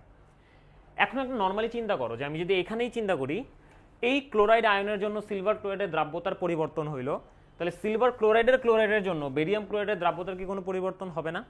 অ্যান্সার ইজ ইয়েস, হবে। কিন্তু বেরিয়াম ক্লোরাইডের দ্রাব্যতা এতটাই বেশি যে সেটা সিলভার ক্লোরাইড থেকে প্রাপ্ত ক্লোরাইড আয়ন দিয়ে কোনোভাবেই কোনো বেশ কম হয় না বা কোনোভাবে এটার মধ্যে কোনো ইফেক্টটা পড়ে না আসলে। সো দ্যাটস ওয়াই আমরা যখন ম্যাথমেটিক্যাল ক্যালকুলেশন করতেছি তখন আমরা বেরিয়াম ক্লোরাইডের অবদানকে পুরাপুরিভাবে ইগনোর করতেছি, কারণ বেরিয়াম ক্লোরাইড এতটাই বেশি দ্রাব্যতা বিশিষ্ট যে ওটা প্রায় পুরোটাই আয়নিত হয়ে যাবে সিলভার ক্লোরাইডের তুলনায়।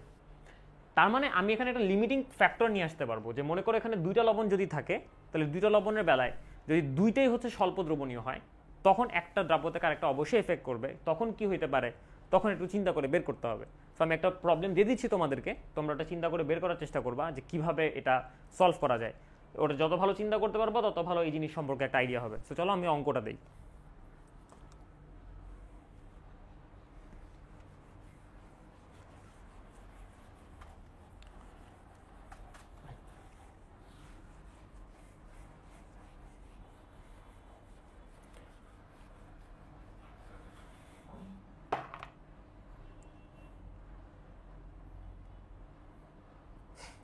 ওকে, তো দুইটা লবণ আছে, একটা হচ্ছে বেরিয়াম সালফেট, এটা দ্রাব্যতা গুণফল মান হচ্ছে 10⁻⁻10। আরেকটা লবণ হচ্ছে স্ট্রনশিয়াম সালফেট, এটার কেএসপির মান 10⁻13। এই দুটো সম্পৃক্ত দ্রবণে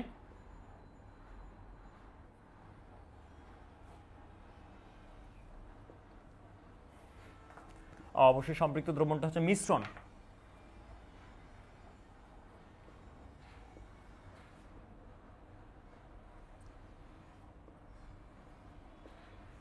সম্পৃক্ত দ্রবণের প্রতিটা আয়ন, তার মানে বেরিয়াম আয়ন, স্ট্রনশিয়াম আয়ন ও সালফেট আয়নের ঘনমাত্রা তোমাকে নির্ণয় করতে হবে।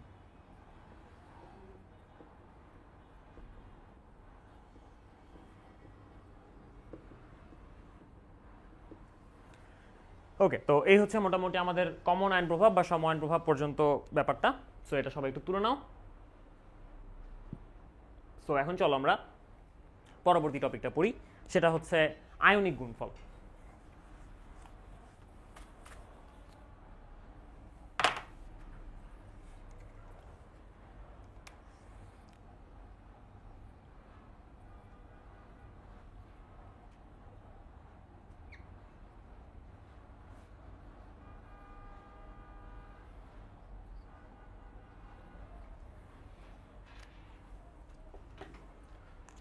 সো আয়নিক গুণফলের বেলায় আসি। আমরা একটু বোঝার চেষ্টা করি, যখন আমরা রাসায়নিক পরিবর্তন চ্যাপ্টারে বিক্রিয়া অনুপাত পড়তেছিলাম, যে যদি বিক্রিয়ক বা অনুপাত উৎপাদের সবারই কিছু না কিছু পরিমাণ দেওয়া থাকে, তখন আমরা সাম্যাবস্থায় যাওয়ার জন্য বিক্রিয়াটা কোন দিকে যাবে ওটা বের করার একটা আইডিয়া নিয়েছিলাম। এখানে আসলে সেম কেস, আয়নিক গুণফলটা হচ্ছে বিক্রিয়া অনুপাত। মনে করো যে আমি কোনো একটা লবণ বললাম যে MX, এই লবণটা মনে করো দুইটা ভিন্ন ভিন্ন সোর্সের মধ্যে আছে। মনে করো একটা সোর্সের মধ্যে শুধু M+ আয়ন আছে, যেটাকে আমি হচ্ছে MA দিয়ে প্রকাশ করতেছি। এখানে এটা মনে করো খুবই তীব্র, মানে খুবই অধিক দ্রবণীয় লবণ। আরেকটা সোর্স মনে করো হচ্ছে X আয়ন নিয়ে আছে, সেটাকে আমি মনে করো নাম দিলাম হচ্ছে NX। তো এখন প্রশ্ন হইতেছে যে যদি এই দুইটা দ্রবণ একসাথে মিশানো হয়, মনে করো এটা আয়তন ছিল V1 এবং ঘনমাত্রা ছিল S1, এটা আয়তন ছিল V2, ঘনমাত্রা ছিল S2, তাহলে যদি এদেরকে একসাথে মিশানো হয়, মিশানোর পরে যে নতুন দ্রবণটা পাওয়া যাবে, সেই নতুন দ্রবণে MX এর অধক্ষেপ পড়বে নাকি পড়বে না। সো এটা বোঝার উপায় হলো আয়নিক গুণফল। তো আমরা আয়নিক গুণফলকে ডিফাইন করি হচ্ছে এভাবে, আয়নিক গুণফল সমান সমান আমরা যে লবণটার অধক্ষেপ পড়বে কিনা বের করতে চাই, তার দ্রাব্যতা গুণফল ইন টার্মস অফ ইনিশিয়াল ঘনমাত্রা। সো মনে করো যে এই দুটো মিশ্রণ যদি একসাথে মিশে যায়, তাহলে মনে করো এইখানে মিশ্রণের মধ্যে M+ আয়নের ঘনমাত্রা হওয়া উচিত M0 এবং X- আয়নের ঘনমাত্রা হওয়া উচিত X0। তো যদি এরকম হয়, তাহলে আমি KIP সমান সমান বলবো হচ্ছে M+ আয়নের ঘনমাত্রা এই দ্রবণের মধ্যে কত হওয়া উচিত ইন্টু X- আয়নের ঘনমাত্রা এই দ্রবণে কত হওয়া উচিত, নট সম্পৃক্ত দ্রবণের ঘনমাত্রা। সো যেহেতু এটা সম্পৃক্ত দ্রবণ বাদে অন্য যে কোনো দ্রবণের ঘনমাত্রা, তার মানে KSP সাথে এর মানটা ভ্যারি করতে পারে। KIP may be greater than KSP, অথবা KIP may be smaller than বা লেস দ্যান KSP। যদি KIP গ্রেটার দ্যান KSP হয়, তার মানে এগেইন সাম্যাবস্থায় উৎপাদের পরিমাণ যা হওয়ার কথা তার থেকে বর্তমানে বেশি আয়ন আছে, তার মানে এটা অধক্ষেপণ হবে আর কি, মানে বিক্রিয়াটা পশ্চাৎমুখী হবে। এবং যদি স্মলার হয়, তার মানে বিক্রিয়াটাতে এখন আরো দ্রব্য অ্যাড করা যাবে, তার মানে এখন দ্রবণটা হচ্ছে অসম্পৃক্ত। সো এটা যদি আমাদের আইডিয়া হয়, একটা অঙ্ক আমরা করি, একটা অঙ্ক করলে আমাদের জিনিসটা ডেভেলপ করবে যে কিভাবে জিনিসটা কাজ করতেছে। সো মনে করো আমি এখানেই সেটা বললাম, এখানে আমরা দুইটা লবণ রাখছি, একটা হচ্ছে বেরিয়াম ক্লোরাইড, এটার 600 ml এবং এটা ঘনমাত্রা হচ্ছে 0.04 মোলার। আর আরেকটা মনে করো পটাশিয়াম সালফেট দ্রবণ, এটা হচ্ছে 400 মোলার 200 ml সরি, এবং এটা ঘনমাত্রা হচ্ছে 0.02 মোলার। এখন যদি দুইটা দ্রবণ একসাথে মেশানো হয়, প্রশ্ন হইতেছে মিশ্রণের মধ্যে কি বেরিয়াম সালফেটের অধক্ষেপ পড়বে কিনা। সো বেরিয়াম সালফেটের যেহেতু অধক্ষেপের কথা চলে আসছে, তার মানে আমার বেরিয়াম সালফেটের কেএসপি জানা লাগবে, সেটা দেওয়া আছে 10⁻⁻10। এখন খেয়াল করো যে নতুন যে দ্রবণটা হবে সেই দ্রবণটা অবভিয়াসলি 800 ml হবে, তার মানে আমার যত সব হিসাব নিকাশ সব আমি 800 ml দ্রবণের জন্য করব। সো আমার টার্গেটটা খুব সিম্পল, আমার এইরকম একটা ব্যাপার স্যাপার হইতে পারে, আমার বেরিয়াম সালফেট থেকে বেসিক্যালি বেরিয়াম আয়ন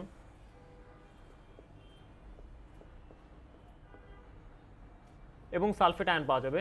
এটা হচ্ছে আমার বেসিক আইডিয়াটা, বেরিয়াম সালফেট থেকে বেরিয়াম আয়ন এবং সালফেট আয়ন।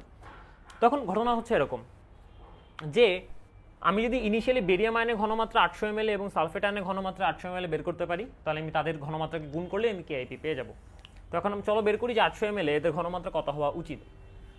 সো বেরিয়াম 2+ এর ঘনমাত্রা আমরা V1S1 = V2S2 এই সূত্রটা ইউজ করতেছি, কারণ এখানে আসলে সেই জিনিসটাই হয়েছে।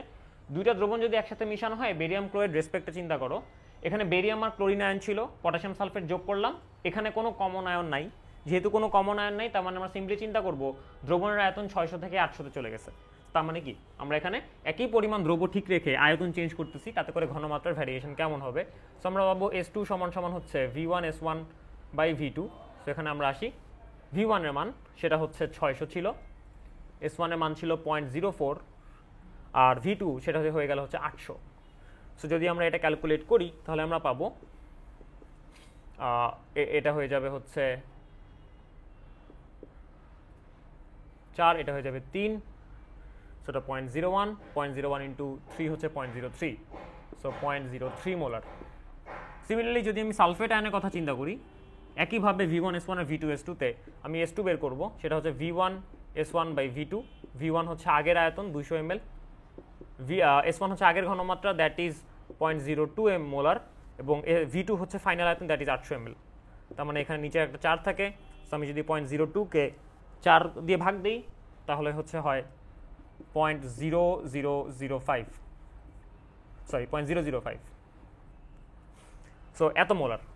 তো যেহেতু আমি দুইটা আয়নের ঘনমাত্রা জানি, তাহলে আমি বের করতে পারবো কেআইপি কত। সো কেআইপি সমান হবে হচ্ছে সম্পৃক্ত দ্রবণে বেরিয়াম আয়নের ঘনমাত্রা ইন্টু নতুন দ্রবণে বেরিয়াম আয়নের ঘনমাত্রা এবং নতুন দ্রবণে সালফেট আয়নের ঘনমাত্রার গুণফল। সো আমি যদি ওটা করতে চাই তাহলে খেয়াল করো, বেরিয়াম আয়নের ঘনমাত্রা কত আসছে 0.03 ইন্টু সালফেট আয়নের ঘনমাত্রা 0.005। সো আমরা পাবো হচ্ছে 1.5 into 10⁻⁻4। So this is much greater than 10⁻⁻10, যেটা হচ্ছে কেএসপির মান ছিল, রাইট। তার মানে এখানে সার্টেনলি অধক্ষেপ উৎপন্ন হবে। তার মানে আমরা বুঝবো যে দুইটা দ্রবণের আয়তনের ঘনমাত্রা দেওয়া ছিল যথাক্রমে, তাদেরকে একসাথে মিশালে একটা অধক্ষেপ উৎপন্ন হবে। তো এখন এই গেল হচ্ছে আমাদের প্রথম কেস, এটাকে আমরা কিছু বিশেষায়িত করি আর কি। সো চলো এটা দেখা যাক।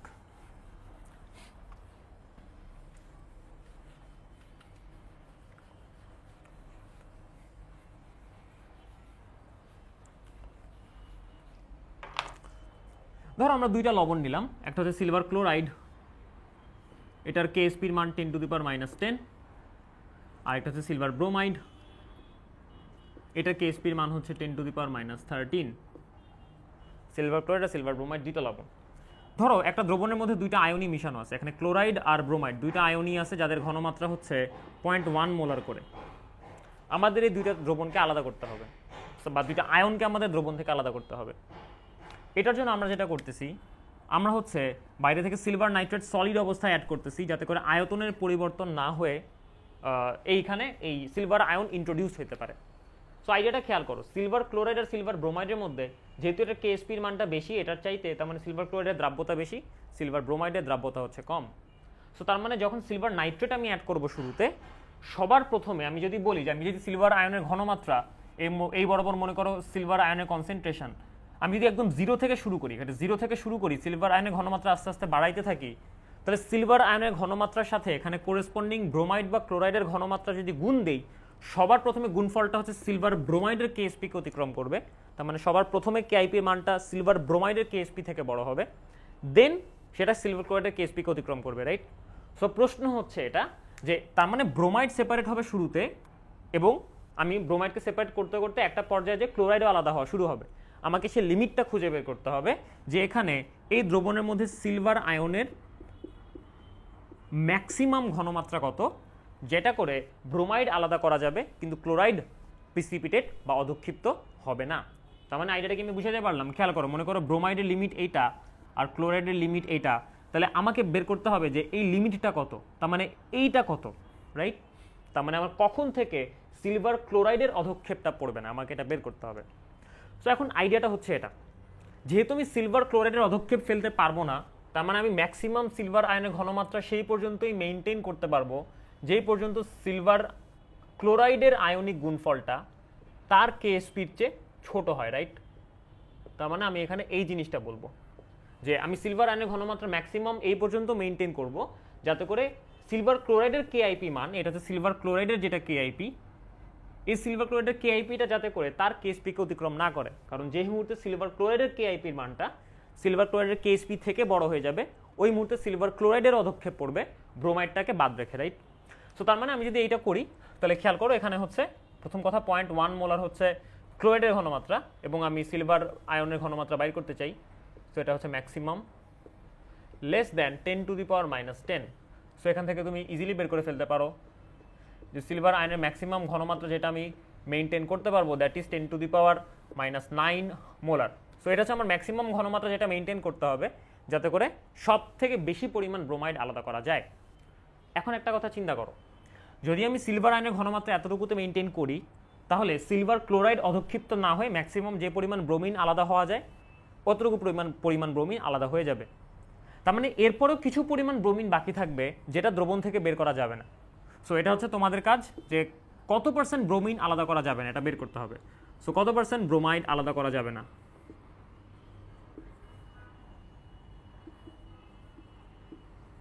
সো আমরা আমাদের বেসিক্যালি প্রথম টপিকটা শেষ করছি, দ্রাব্যতা এবং দ্রাব্যতা গুণফল। আমরা এখন চলে যাব হচ্ছে বর্ণালিমিতিতে। চলো আমরা আমাদের পরবর্তী টপিক শুরু করি, বর্ণালিমিতি।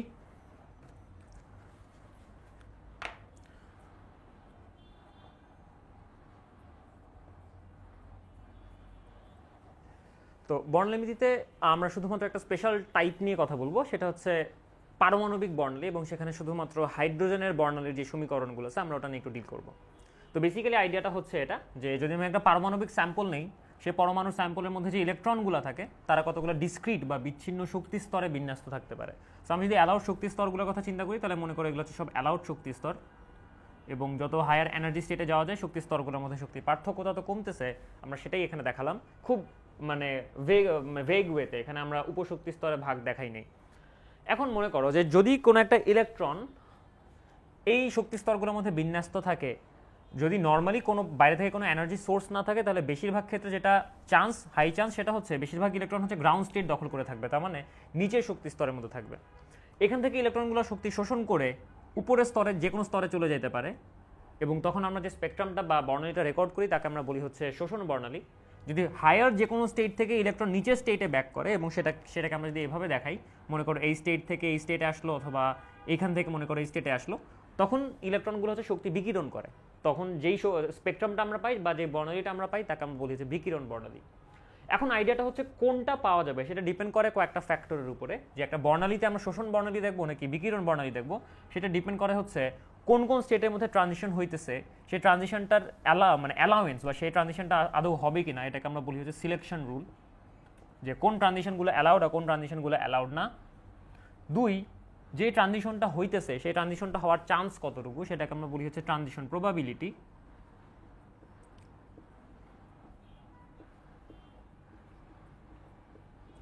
এবং 3 নাম্বার যেটা, সেটাকে আমরা বলি হচ্ছে পপুলেশন, তার মানে যেই স্টেট থেকে ইলেকট্রন হায়ার স্টেটে যাইতেছে সেই স্টেটের মধ্যে কতগুলো ইলেকট্রন ছিল, তার মানে পপুলেশন অফ দ্য স্টেট। তো এখন বেসিক্যালি আমরা 3 নাম্বারটা নিয়ে একটু কথা বলি যে কি হইতেছে এখানে। মনে করো রুম টেম্পারেচারে মোটামুটি একটা স্পেকট্রাম আমরা অবজার্ভ করার চেষ্টা করতেছি। সো রুম টেম্পারেচারে যেটা হয় যে খুব বেশি এনার্জি ইলেকট্রনের জন্য অ্যাভেলেবল থাকে না, সো ইলেকট্রনরা আসলে পসিবল সবচেয়ে কম শক্তি স্তরগুলো যেগুলো আছে সেটাই তারা দখল করে থাকে। সো তার মানে কি লোয়ার স্টেটের পপুলেশনগুলো হাই হয়, হায়ার স্টেটের পপুলেশনগুলো হয় লো। সো আমি যদি এখানে পপুলেশনের একটা গ্রাফ আঁকতে চাই, সো মনে করো এখানে আমি এই বরাবর পপুলেশন দিলাম, পি দ্বারা প্রকাশ করলাম, তাহলে তখন গ্রাফটা মোটামুটি এরকম হয় যে এখানে হায়ার স্টেটগুলো অনেক কম পরিমাণ ফুলফিল্ড অবস্থায় আছে এবং লোয়ার স্টেটগুলো হচ্ছে বেশি ফুলফিল্ড অবস্থায় আছে।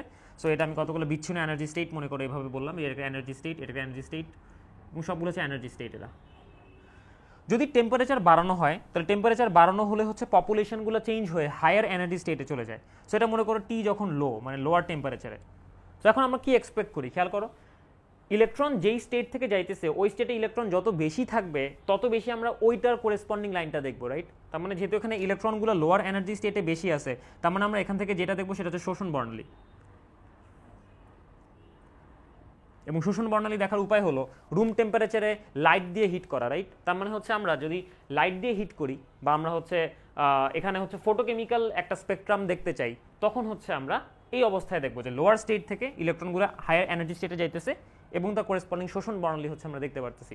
যেমন ধরো বিটা ক্যারোটিন, এটার রং হচ্ছে কমলা, এটা নীল কালার অ্যাবজর্ব করে বিধায় ট্রান্সমিটেড লাইটটা আমাদের কাছে আমাদের কাছে কমলা মনে হয়।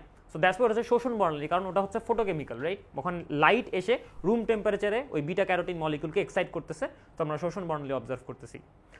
অন দি আদার হ্যান্ড মনে করো হায়ার টেম্পারেচার, অনেক বেশি টেম্পারেচার হাই, এই বরাবর আমি পপুলেশন দিলাম, এই বরাবর আমি এনার্জি দিলাম, তখন যেটা হয় তখন হায়ার স্টেটগুলা বেশি ফুলফিল অবস্থায় থাকে র্যাদার দেন লোয়ার স্টেটগুলো। আমি যদি এখানে এনার্জি স্টেটগুলো লেখার চেষ্টা করি তাহলে এগুলো হচ্ছে সব এনার্জি স্টেট ইলেকট্রনের জন্য। সো তখন যেটা হয় যেহেতু হায়ার এনার্জি স্টেটগুলো হচ্ছে বেশি পপুলেটেড, সো তখন হায়ার এনার্জি স্টেট থেকে ইলেকট্রনগুলো লোয়ার এনার্জি স্টেটে ফেরত আসবে। এই লাইনগুলো হচ্ছে বা এই মানে ট্রানজিশনগুলো হচ্ছে বেশি হয়। সো আমরা এই ট্রানজিশনের জন্য কোরেসপন্ডিং যে তরঙ্গ দৈর্ঘ্যগুলো সেগুলো আমরা বেশি অবজার্ভ করতে পারি। সো তখন আমরা যেটা দেখি তখন আমরা দেখি হচ্ছে বিকিরণ বর্ণালী। যেমন ধরো যে ফ্লেম টেস্ট করার সময় যখন কোনো একটা লবণকে হচ্ছে ফ্লেমের মধ্যে হিট দেওয়া হয়, যেমন ধরো সোডিয়ামের লবণ, তখন সেটা উজ্জ্বল সোনালী হলুদ বর্ণ নিয়ে জ্বলতে থাকে, রাইট? সো কেন হয়? হায়ার টেম্পারেচারে সোডিয়ামের যে ইলেকট্রনগুলো ছিল তারা হায়ার এনার্জি স্টেটে চলে যায় এবং তখন হায়ার এনার্জি স্টেটের পপুলেশন অনেক হাই থাকে rather than lower energy state.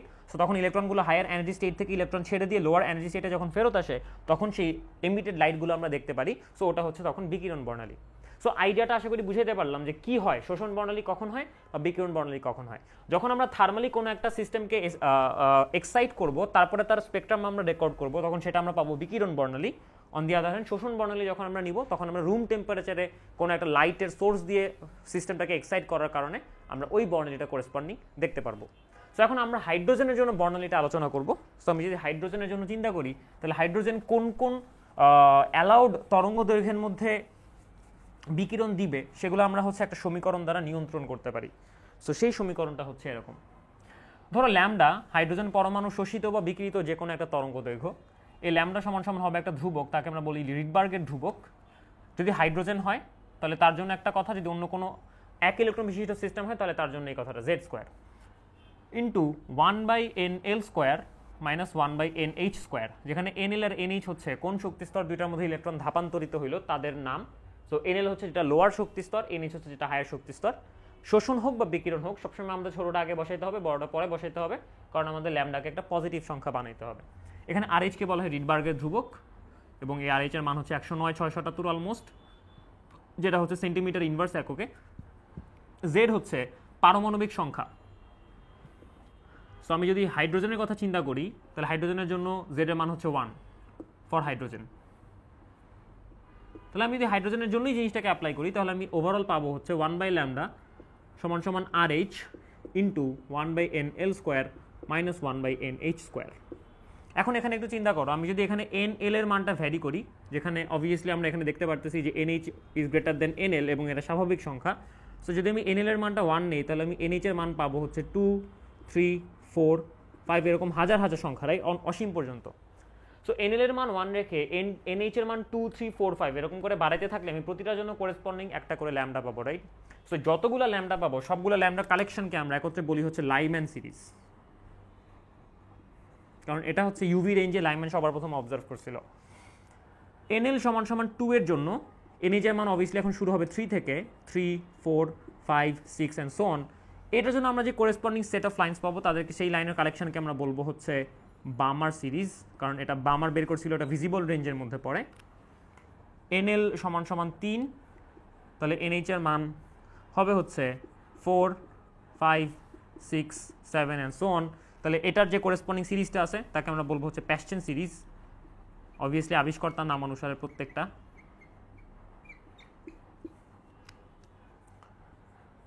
NL সমান সমান 4, তাহলে এনএইচ সমান সমান হবে হচ্ছে 5 6 7 অ্যান্ড সো অন। সো এদেরকে আমরা বলি হচ্ছে ব্র্যাকেট সিরিজ।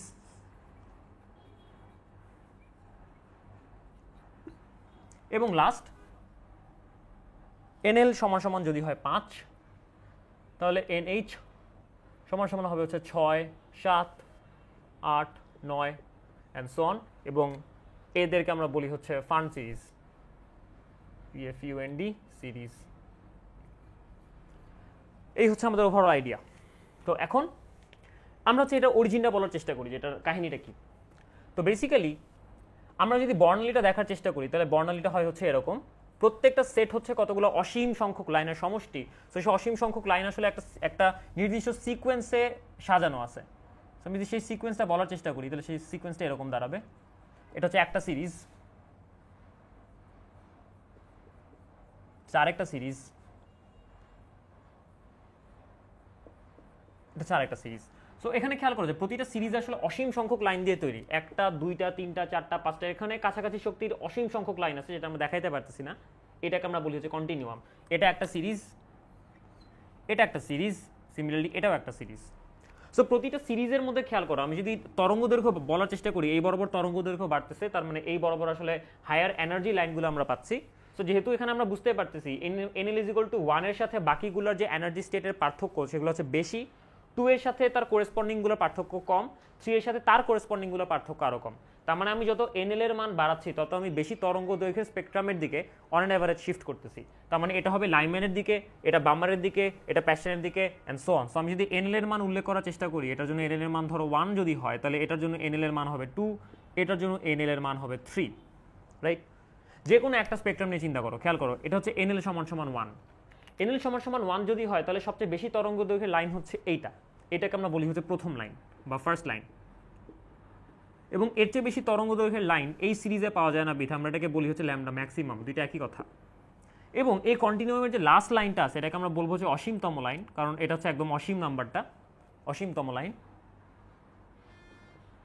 এবং এর চেয়ে কম তরঙ্গ দৈর্ঘ্য যেহেতু পাওয়া যায় না এই সিরিজে, তাই আমরা একে বলবো হচ্ছে ল্যামডা মিনিমাম। তো এটা হচ্ছে আমাদের ওভারঅল পুরো জিনিসটা। তাহলে মাঝখানে যে কোনো একটা লাইনকে মনে করো এটাকে আমরা বলবো দ্বিতীয় লাইন, তৃতীয় line and so on. So আমরা এখানে মনে করো মাঝখান থেকে একটা লাইনকে ডিফাইন করলাম, সেটা ধরো হচ্ছে p-তম লাইন। এখন আমাদের সবগুলো লাইন খুঁজে বের করতে হবে। সো আমরা একটা উদাহরণ নিই, যেমন ধরো যে আমরা বললাম যে বামার সিরিজের জন্য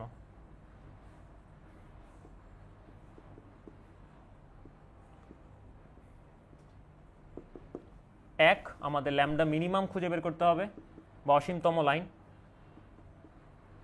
ল্যামডা মিনিমাম। 2 হচ্ছে আমাদের ল্যামডা ম্যাক্সিমাম খুঁজে বের করতে হবে বা প্রথম লাইন খুঁজে বের করতে হবে, একই কথা। এবং 3 যেটা, সেটা হচ্ছে আমাদেরকে p-তম লাইনে তরঙ্গ দৈর্ঘ্য খুঁজে বের করতে হবে। সো চলো এটা করা যাক।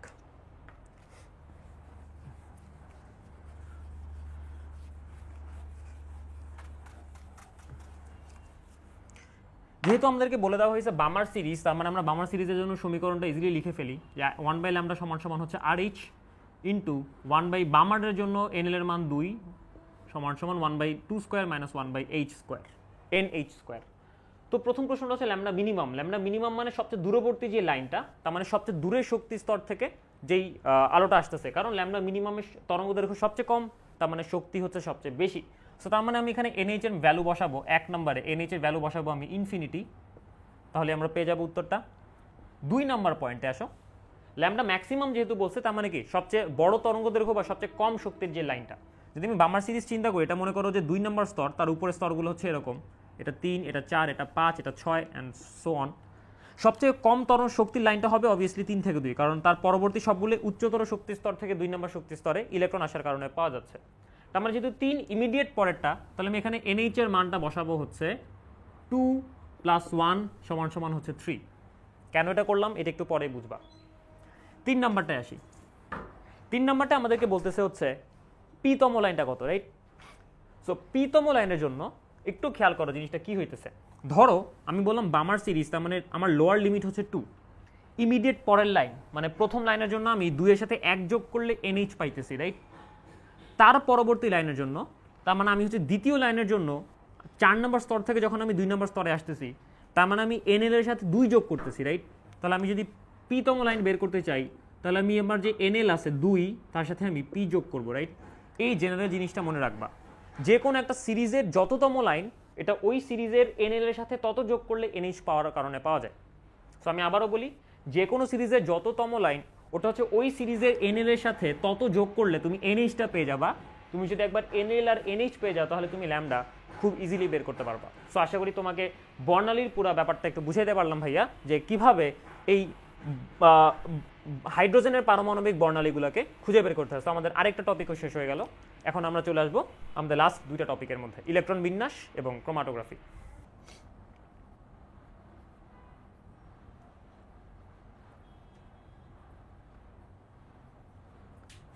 তো চলো আমরা হচ্ছে আমাদের পরবর্তী টপিক শুরু করি, সেটা হচ্ছে কোয়ান্টাম সংখ্যা। তো কোয়ান্টাম সংখ্যা এটা একটু বেশ টাফ একটা টার্ম, আমরা খুবই জেনারেলাইজড ওয়েতে এটাকে বর্ণনা করার চেষ্টা করব। কোয়ান্টাম সংখ্যা বলতে কোয়ান্টাম মেকানিক্সে বোঝায় কতগুলো ডিসক্রিট সংখ্যা বা কতগুলো বিচ্ছিন্ন মান বা বিচ্ছিন্ন কতগুলো নাম্বার, যেগুলো দিয়ে কোনো একটা ফিজিক্যাল কোয়ান্টিটির কোয়ান্টাইজড ভ্যালুগুলোকে রিপ্রেজেন্ট করা যায়।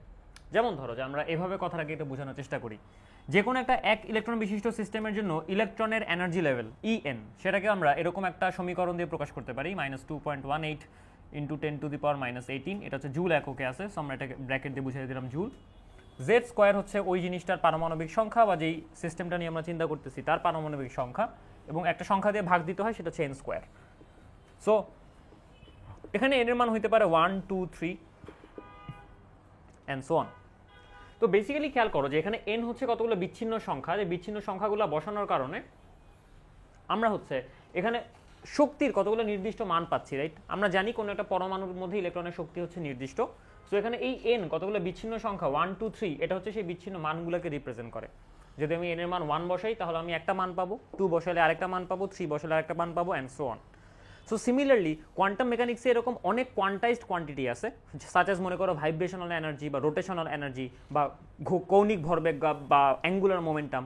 এই যে প্রত্যেকটা কোয়ান্টাইজ যে কোয়ান্টিটি আছে, এই প্রতিটা কোয়ান্টাইজ কোয়ান্টিটিকে প্রকাশ করার জন্য কতগুলো বিচ্ছিন্ন সংখ্যা থাকে। সেই বিচ্ছিন্ন সংখ্যাগুলো হতে পারে পজিটিভ অথবা নেগেটিভ, হতে পারে ইন্টিজার বা পূর্ণ সংখ্যা, হতে পারে হাফ ইন্টিজার বা অর্ধপূর্ণ সংখ্যা।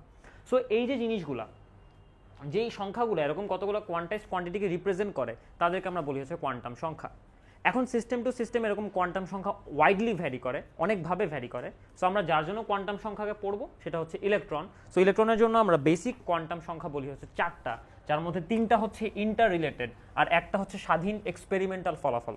সো আমরা সেগুলো উল্লেখ করার চেষ্টা করি। চলো, প্রথম কোয়ান্টাম সংখ্যা সেটা হচ্ছে প্রধান কোয়ান্টাম সংখ্যা বা প্রিন্সিপাল কোয়ান্টাম নাম্বার।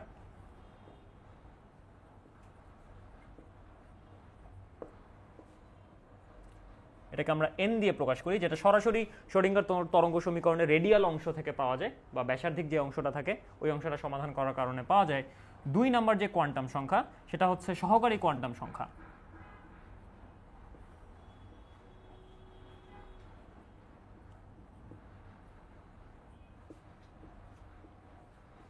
সহকারী কোয়ান্টাম সংখ্যাকে আমরা l দ্বারা প্রকাশ করি এবং এই lটাও সরাসরি রেডিয়াল ফাংশন থেকে সলিউশনের কারণে পাওয়া যায়। এটাও কিছু একটা প্রকাশ করে, যেটা আমরা একটু পরে বলবো। 3 নম্বর যে কোয়ান্টাম সংখ্যা সেটা হচ্ছে চৌম্বকীয় কোয়ান্টাম সংখ্যা বা চুম্বক কোয়ান্টাম সংখ্যা। সো আমরা চৌম্বকীয় কোয়ান্টাম সংখ্যা লিখতেছি। সো এটাকে আমরা ml দিয়ে প্রকাশ করি এবং ml হচ্ছে সরাসরি অ্যাঙ্গুলার ফাংশন থেকে পাওয়া যায়।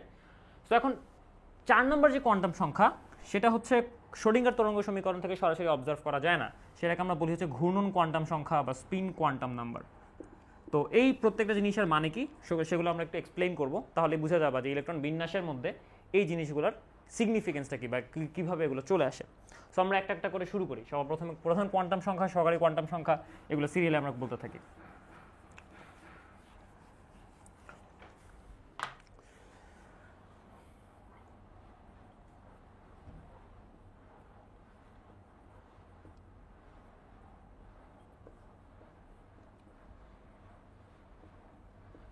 প্রধান কোয়ান্টাম সংখ্যা n।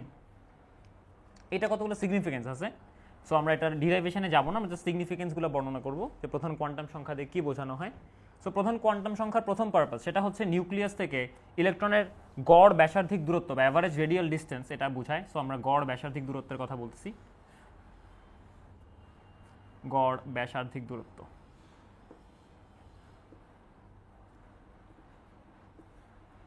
সো গড় ব্যাসার্ধিক দূরত্ব হচ্ছে বোঝায় হচ্ছে প্রধান কোয়ান্টাম সংখ্যা দ্বারা n এর মান যত হাই হয় ইলেকট্রনের গড় ব্যাসার্ধিক দূরত্ব তত বেশি। সো এটা দ্বারা কি বোঝায় আমরা একটু বোঝার চেষ্টা করি, খেয়াল করো। যেমন ধর আমি যদি কোনো একটা ইলেকট্রনের জন্য তার ব্যাসার্ধিক সম্ভাবনা চিত্র আঁকি, তার মানে আমি এমন একটা গ্রাফ আঁকার চেষ্টা করতেছি যে গ্রাফের এক্স অক্ষ বরাবর হচ্ছে নিউক্লিয়াস থেকে দূরত্ব এবং ওয়াই অক্ষ বরাবর ওই দূরত্বের যদি একটা ফাঁপা শেল কল্পনা করা হয় তাহলে ওই শেলের মধ্যে ইলেকট্রনকে পাওয়ার সম্ভাবনা কিরকম সেটা প্রকাশ পায়। সো এটা মনে করো আমি যদি 1s অরবিটালের জন্য বলি তাহলে 1s অরবিটালের জন্য গ্রাফটা হচ্ছে এরকম, এবং এই গ্রাফের মধ্যে যে সর্বোচ্চ চূড়াটা আছে তার মানে এই যে বিন্দুটা আছে এই বিন্দুটার দূরত্বকে বলা হয় ব্যাসার্ধিক সম্ভাবনা, গড় ব্যাসার্ধিক দূরত্ব বা অ্যাভারেজ রেডিয়াল ডিস্টেন্স। এখন আমি যদি 2s এর জন্য গ্রাফটাকে আঁকতে চাই, 2s এর জন্য গ্রাফটা দাঁড়ায় হচ্ছে এরকম, সবগুলো ম্যাথমেটিক্যাল সলিউশন, সো এটা নিয়ে আমরা আপাতত কোনো প্রশ্ন করতে পারবো না। তো এখানে খেয়াল করে এখানে সর্বোচ্চ সম্ভাবনা দূরত্বটা কিন্তু 1s থেকে বেশি দূরত্বে আছে, তার মানে এটা হচ্ছে 2s এর জন্য। তার মানে সার্টেনলি আমরা দেখতে পারতেছি যে n এর মান বাড়ার সাথে সাথে হচ্ছে গড় ব্যাসার্ধিক দূরত্বটা বাড়তে থাকে, বা আমরা এটাকে এভাবে বলি যে n এর মান যত হাই আমরা বলবো ওই ইলেকট্রনটা নিউক্লিয়াস থেকে অ্যাভারেজে তত দূরে থাকে। 2 নম্বর পয়েন্ট যেটা সেটা হচ্ছে ইলেকট্রনের শক্তি, তার মানে এটা হচ্ছে ইলেকট্রনের শক্তি প্রকাশ করে। সো ইলেকট্রনের শক্তি কিভাবে, n এর মান যত হাই হবে আমরা বুঝবো ওই ইলেকট্রনটা তত হায়ার এনার্জি নিয়ে আসে। যেমন ধরো যে 1s আর 2s এর মধ্যে 2s এর ইলেকট্রনটার এনার্জি হচ্ছে বেশি, সো দ্যাটস ওয়াই ওটার ইলেকট্রন থেকে গড় দূরত্বও হচ্ছে বেশি। এখন 3 নম্বর পয়েন্ট যেটা সেটা হচ্ছে n এর মান কি কি হইতে পারে। সো n এর মান বিচ্ছিন্ন কতগুলো সংখ্যা 1 2 3 আপ টু ইনফিনিটি পর্যন্ত হইতে পারে, তার মানে n এর মান হচ্ছে স্বাভাবিক সংখ্যার সেট। এরপরে আসে হচ্ছে সহকারী কোয়ান্টাম সংখ্যা।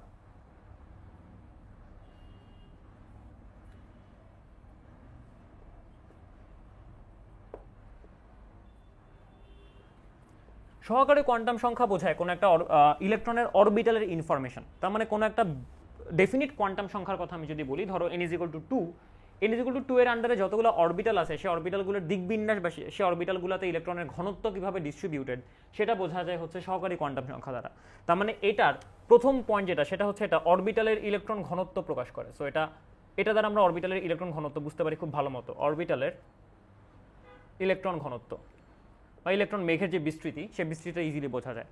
যেমন ধরো এল এর মান 0 আমি যদি এটার জন্য বলি, ফর এক্সাম্পল এল এর মান 0, 0-র জন্য এটা এস অরবিটালকে ডিনোট করে এবং এস অরবিটালের অ্যাঙ্গুলার ডিস্ট্রিবিউশন হচ্ছে একটা স্ফিয়ার বা একটা গোলক। সো এটা হচ্ছে মনে করো এস অরবিটালের ইলেকট্রনের ডিস্ট্রিবিউশন এক্স ওয়াই জেড। যদি মনে করো এল এর মান 1 হয়, 1 এর জন্য এটা পি অরবিটালকে ডিনোট করে, পি অরবিটালের অ্যাঙ্গুলার ডিস্ট্রিবিউশন হচ্ছে 3টা অক্ষ বরাবর। তো আমি যদি পি অরবিটালকে আঁকতে চাই তাহলে পি অরবিটাল এরকম দাঁড়াবে, তার মানে এটা হচ্ছে P orbital. So X Y Z. So আমরা বেসিক্যালি এল এর মান থেকে বুঝি যে কোনো একটা ইলেকট্রন যে অরবিটালে থাকে সেই অরবিটালের বিন্যাসটা কিভাবে আছে। যেমন ধরো এল এর মান 0 মানে বিন্যাসটা হচ্ছে কোনোভাবে অ্যাঙ্গেলের উপর ডিপেন্ডেন্ট না, তার মানে আমি নিউক্লিয়াস থেকে যে কোনো ডিস্টেন্সেই যাই না কেন আমি সমান প্রবাবিলিটি পাবো, সেটা চেঞ্জ হবে হচ্ছে এই রেডিয়াল কার্ভ বরাবর। তার মানে আমি এভাবে বলতে পারবো যে আমি যদি মনে করো যে 1s অরবিটালের জন্য নিউক্লিয়াস থেকে এতটুকু দূরত্বে গেলে যদি ইলেকট্রনকে পাওয়ার সম্ভাবনা সর্বোচ্চ হয়, অ্যাঙ্গুলার কার্ভ বা এল এর মান আমাদেরকে বলতেছে যে কোনো দূরত্বে গেলেই এই দূরত্বে গেলে ইলেকট্রনকে পাওয়ার সম্ভাবনা সবচেয়ে বেশি। তার মানে আমি এতটুকু ডিস্টেন্স যে কোনো অ্যাঙ্গেলেই কভার করি না কেন আমি সেম প্রবাবিলিটিটা পাবো। অন দি আদার হ্যান্ড যদি পি অরবিটাল হয় এবং আমি যদি মনে করো যে বললাম যে পি অরবিটালের অ্যাভারেজ দূরত্ব হচ্ছে এটার অর্থ হচ্ছে এরকম, আমি এতটুকু দূরত্বে যাওয়ার পরে কোন দিক বরাবর গেলে আমি আসলে ইলেকট্রনকে পাবো। সো অ্যাঙ্গুলার কার্ভ আমাদেরকে বলতেছে বা সহকারী কোয়ান্টাম সংখ্যা আমাদেরকে বলতেছে যদি এতটুকু ডিস্টেন্স এক্স ওয়াই বা জেড অক্ষ বরাবর যাওয়া হয় তাহলেই কেবলমাত্র ইলেকট্রনকে পাওয়া যাবে, আনলেস ইলেকট্রনকে পাওয়া যাবে না। তো এটা হইতেছে আমাদের মোটামুটি একটা আইডিয়া যে সহকারী কোয়ান্টাম সংখ্যা দিয়ে যে অরবিটালের শেপ বোঝায় এটার অর্থটা আসলে কি। অর্থটা হচ্ছে 3 ডিমেনশনাল স্পেসে অ্যাঙ্গেল অনুযায়ী কিভাবে ইলেকট্রন ডেন্সিটিটা ডিস্ট্রিবিউটেড বা তার অ্যাঙ্গুলার ডিস্ট্রিবিউশনটা বা অ্যাঙ্গুলার প্রবাবিলিটিটা কিভাবে ছড়ানো আছে। সো আমরা এখানে দুইটা নাম পাইলাম, এটাকে আমরা বলি হচ্ছে রেডিয়াল প্রবাবিলিটি বা ব্যাসার্ধিক সম্ভাবনা, আর এটাকে আমরা বলি হচ্ছে অ্যাঙ্গুলার প্রবাবিলিটি বা কৌণিক সম্ভাবনা। তার মানে কিভাবে নিউক্লিয়াসের চারপাশে কত অ্যাঙ্গেলে ইলেকট্রনকে পাওয়ার প্রবাবিলিটি কিভাবে চেঞ্জ হয়। 2 এটা দিয়ে আমরা অরবিটালের অ্যাঙ্গুলার মোমেন্টাম বুঝতে পারি। সো এটা দিয়ে আমরা হচ্ছে অরবিটালের কৌণিক ভরবেগ বের করতে পারি। সো অরবিটাল কৌণিক ভরবেগ,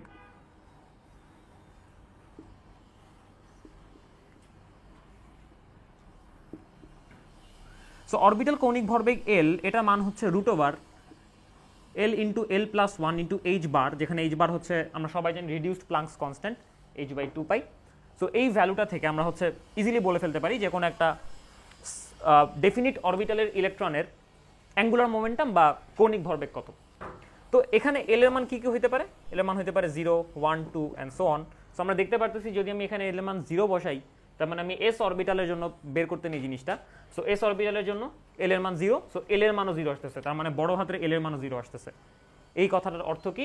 এই কথাটার অর্থ দ্বারাই হচ্ছে এরকম, এস অরবিটালে যদি কোনো একটা ইলেকট্রন হয় তার কোনো অ্যাঙ্গুলার ডিপেন্ডেন্সি নাই, বা সে কোনো অ্যাঙ্গেলের উপর ডিপেন্ড করে না, বা তার কৌণিক ভরবেগের নির্দিষ্ট কোনো মান নাই। এইটাই হচ্ছে এটা দ্বারা বোঝা যায়। সো খেয়াল করো, আমরা এখানে অ্যাঙ্গুলার পিকচার থেকেও সেটা বুঝতে পারতেছি যে এটার ডিস্ট্রিবিউশন হচ্ছে স্ফেরিক্যালি সিমেট্রিক, তো মানে গলীয়ভাবে এটা সুষম হওয়ার কারণে এটা কোনো অ্যাঙ্গুলার ডিপেন্ডেন্সি নাই। On the other hand P অরবিটালের ক্ষেত্রে অ্যাঙ্গেলের ডিপেন্ডেন্সি আছে, এক্স ওয়াই বা জেড অক্ষ বরাবর গেলেই কেবল ইলেকট্রনকে পাওয়া যাবে, আনলেস পাওয়া যাবে না। সো এই ডিপেন্ডেন্সিটার উপর বেস করে আমরা এই কথাটা বলি। এখন আসি 3 নম্বর কেস। এল এর মান কি কি হইতে পারে? এল এর মান হইতে পারে 0, 1, 2, 3 আপ টু n-1 পর্যন্ত। তার মানে এল এর মানটা হচ্ছে রেস্ট্রিক্টেড, এন এর সর্বোচ্চ যা মান আছে তার চেয়ে 1 কম হবে হচ্ছে এল এর অ্যাভেলেবল মানগুলা। তো এইটা গেল হচ্ছে দুইটা জিনিস, বাদ বাকি দুইটা যেটা ঘূর্ণন আর চৌম্বকীয় কোয়ান্টাম সংখ্যা তারা রিলেটেড। সো আমরা হচ্ছে ওই অনুযায়ী হচ্ছে দুইটাকে বর্ণনা করার চেষ্টা করি। চলো,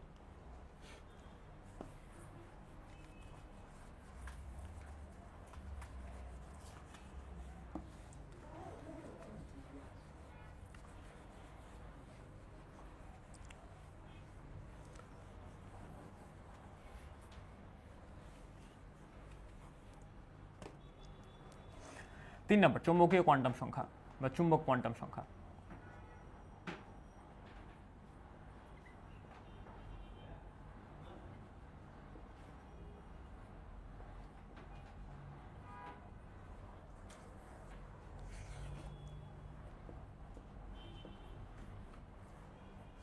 ওকে, সো চুম্বক কোয়ান্টাম সংখ্যা বেসিক্যালি যেটা প্রকাশ করে সেটা হচ্ছে কৌণিক ভরবেগের ডিরেকশন, তার মানে অরবিটালের কৌণিক ভরবেগ যেটা যেটা আমরা সহকারী কোয়ান্টাম সংখ্যা থেকে বের করতে পারি।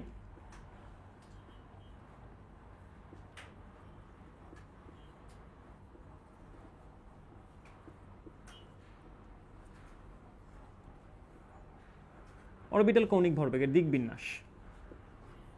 তো বেসিক্যালি আইডিয়াটা হচ্ছে এটা যে আমরা এভাবে বলি যে এম এল এর মান, এটা দিয়ে আমি জিনিসটাকে বোঝানোর চেষ্টা করি। এম এল এর মান হবে হচ্ছে 0, positive negative 1, positive negative 2 up to positive negative L. এটার অর্থ হচ্ছে যদি একটা নির্দিষ্ট এল এর মান থাকে তাহলে সেই অনুযায়ী এইভাবে হচ্ছে ওই অরবিটালটার মধ্যে যে ইলেকট্রনটা আছে তার কৌণিক ভরবেগের দিক বিন্যাস চেঞ্জ হয়। যেমন আমি একটা উদাহরণ হিসেবে যদি বলি, মনে করো যে এল এর মান হচ্ছে 1, তাহলে এম এল এর পসিবল মানগুলো হচ্ছে 0 এবং +-1। সো এই যে তিনটা ভ্যালু, এটা বোঝায় যে বাহ্যিক কোনো চৌম্বক ক্ষেত্রের প্রভাবে এই পি অরবিটালটার ইলেকট্রন, তার মানে আমরা যে L = 1 এর ইলেকট্রনকে বলি পি অরবিটাল, এই পি অরবিটালটার ইলেকট্রনের কৌণিক ভরবেগ শুধুমাত্র ওই রেফারেন্স ডিরেকশনের রেসপেক্টে তিনটা দিকে ওরিয়েন্টেড থাকতে পারে। সো একটু এক্সপ্লেইন করি। চলো, ধরো আমি হচ্ছে এই বরাবর একটা চৌম্বক ক্ষেত্রে অ্যাপ্লাই করলাম, এটা আমার জেড অক্ষ। ধরো আমি পি অরবিটালের কথা বলতেছি, তাহলে ওই ইলেকট্রনটার কৌণিক ভরবেগের মান হবে হচ্ছে √1 × 1 + 1 × h বার। আমরা h বারটাকে 1 ধরতেছি আপাতত একক হিসেবে। সো এটা হয়ে যাবে হচ্ছে √2। তো কৌণিক ভরবেগের মান হচ্ছে এটা, মনে করো আমি এটাকে একটা ভেক্টর দিয়ে ডিনোট করলাম, সেই ভেক্টরটা হচ্ছে এরকম। এটা একটা ভেক্টর যেটা কৌণিক ভরবেগের মানটাকে ডিনোট করতেছে। এখন এটা দিকগুলো কোন দিকে? সো দিকগুলো বের করার জন্য আমরা রেফারেন্স ডিরেকশন বরাবর একটা অর্ধবৃত্ত আঁকি, যেটার লেংথ হচ্ছে এই ভেক্টরটার সমান। সো এটা অর্ধবৃত্ত আমরা মনে করে চিন্তা করতেছি, এটা হচ্ছে একটা অর্ধবৃত্ত। এখন আইডিয়াটা হচ্ছে এটা, যেহেতু এখানে এই ভেক্টরটার মান হচ্ছে √2, তার মানে এটা সর্বোচ্চ অভিক্ষেপের মান হইতে পারবে √2। এখন ডিরেকশনগুলো এরকম, যদি আমি জেড অক্ষ বরাবর ম্যাগনেটিক ফিল্ড অ্যাপ্লাই করি, তাহলে এই পি অরবিটালের ইলেকট্রনটার কৌণিক ভরবেগের অভিমুখগুলো হবে এমন দিকে যাতে করে রেফারেন্স ডিরেকশন বরাবর এই অভিক্ষেপগুলো যেটা সেটা পূর্ণ সংখ্যা অথবা শূন্য হয়। সো আমি আবারও বলি, খেয়াল করো, আমি যেই বরাবর চৌম্বক ক্ষেত্রে অ্যাপ্লাই করলাম, এই অরবিটালটার যে কৌণিক ভরবেগ সেটার ওরিয়েন্টেশনগুলো এমন দিকে হবে যাতে করে ওই ডিরেকশন বরাবর এই কৌণিক ভরবেগের অভিক্ষেপটা এই √2 এর চেয়ে ছোট পূর্ণ সংখ্যা বা শূন্য হয়। সো খেয়াল করো √2 এর মান হচ্ছে 1.4, সো এটা হচ্ছে ছোট পূর্ণ সংখ্যার মান হচ্ছে 1, তার মানে এই রেফারেন্স ডিরেকশনের রেসপেক্টে এই √2 এর অভিক্ষেপগুলো এমন দিকে হবে যাতে করে রেফারেন্স ডিরেকশন বরাবর তার অভিক্ষেপগুলো হয় হচ্ছে -1 +1 অথবা 0। সো এটাই কিন্তু এইটা দ্বারা বোঝা যায়। আশা করি বুঝাতে পারলাম যে আইডিয়াটা আসলে কি, যে এটা দ্বারা বোঝা যায় যে কৌণিক ভরবেগের ডিরেকশনগুলো কোন দিকে, এটা হচ্ছে আমরা ml দ্বারা বুঝি। সিমিলারলি যদি আমি মনে করো যে ডি অরবিটালের কথা বলি, যার জন্য এল এর মান হচ্ছে 2, তো আমি যদি এখানে এল এর মান 2 বসাই, তাহলে আমি এখানে ml এর 5টা মান পাবো, 0, +-1 এবং +-2। তো আমার এখানে কৌণিক ভরবেগের ওরিয়েন্টেশন হচ্ছে 5টা দিকে। সো মনে করো যে আমি এই বরাবর একটা চৌম্বক ক্ষেত্রে অ্যাপ্লাই করছি এবং আমি একটা সেন্টার ধরে নেই, যে সেন্টার বরাবর আমি একটা ভেক্টর রাখলাম, যে ভেক্টরের মান কত একটু বের করা যাক। যেহেতু এল এর মান 2, তার মানে √2 × 2 + 1 সমান হবে হচ্ছে √6, যে √6 এর চেয়ে ইমিডিয়েট ছোট যে পূর্ণ সংখ্যা সেটার মান হচ্ছে 2। সো তাহলে মানে আমি যে একটা অর্ধবৃত্ত চিন্তা করি, সে অর্ধবৃত্তটা হচ্ছে এরকম ধরো, তাহলে মানগুলো হবে হচ্ছে এরকম -2, -1, +1, +2। সো বেসিক্যালি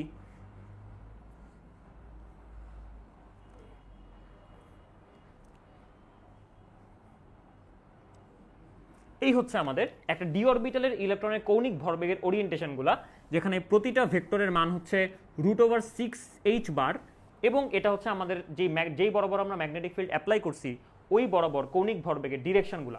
তার মানে এই কৌণিক ভরবেগ নিয়ে ইলেকট্রনের অরবিটালগুলোর অভিমুখ হবে হচ্ছে এই ডিরেকশন বরাবর। তার মানে আমি যে ডিরেকশন বরাবর তীর চিহ্ন দিছি শুধুমাত্র সেই ডিরেকশন বরাবর। এটা হচ্ছে +2, এটা +1, এটা 0, এটা -1, এটা -2। সো আশা করি বুঝাতে পারলাম যে কৌণিক চুম্বক কোয়ান্টাম সংখ্যার সিগনিফিকেন্সটা কি। এটা আমাদেরকে বোঝায় যে যেই অরবিটালের মধ্যে ইলেকট্রনটা আছে সেই অরবিটালটার কৌণিক ভরবেগের দিক বিন্যাসটা কোন দিকে, একটা রেফারেন্স ডিরেকশন রেসপেক্টে। রেফারেন্স ডিরেকশন কোনটা হয়, জেনারেলি আমরা যেই ডিরেকশন বরাবর ম্যাগনেটিক ফিল্ড অ্যাপ্লাই করি সেটা হয় আমাদের রেফারেন্স ডিরেকশন, এবং আমরা তাকে বাই ডেফিনিশন জেড অক্ষ ধরে নিই। তো এখন আমরা আসবো হচ্ছে ঘূর্ণন কোয়ান্টাম সংখ্যাতে, যেটা কনসেপ্টটাও মোটামুটি সেম, এবং তারপরে আমরা আমাদের সবচেয়ে সহজ টপিকটা চলে যাবো, দ্যাট ইজ ক্রোমাটোগ্রাফি।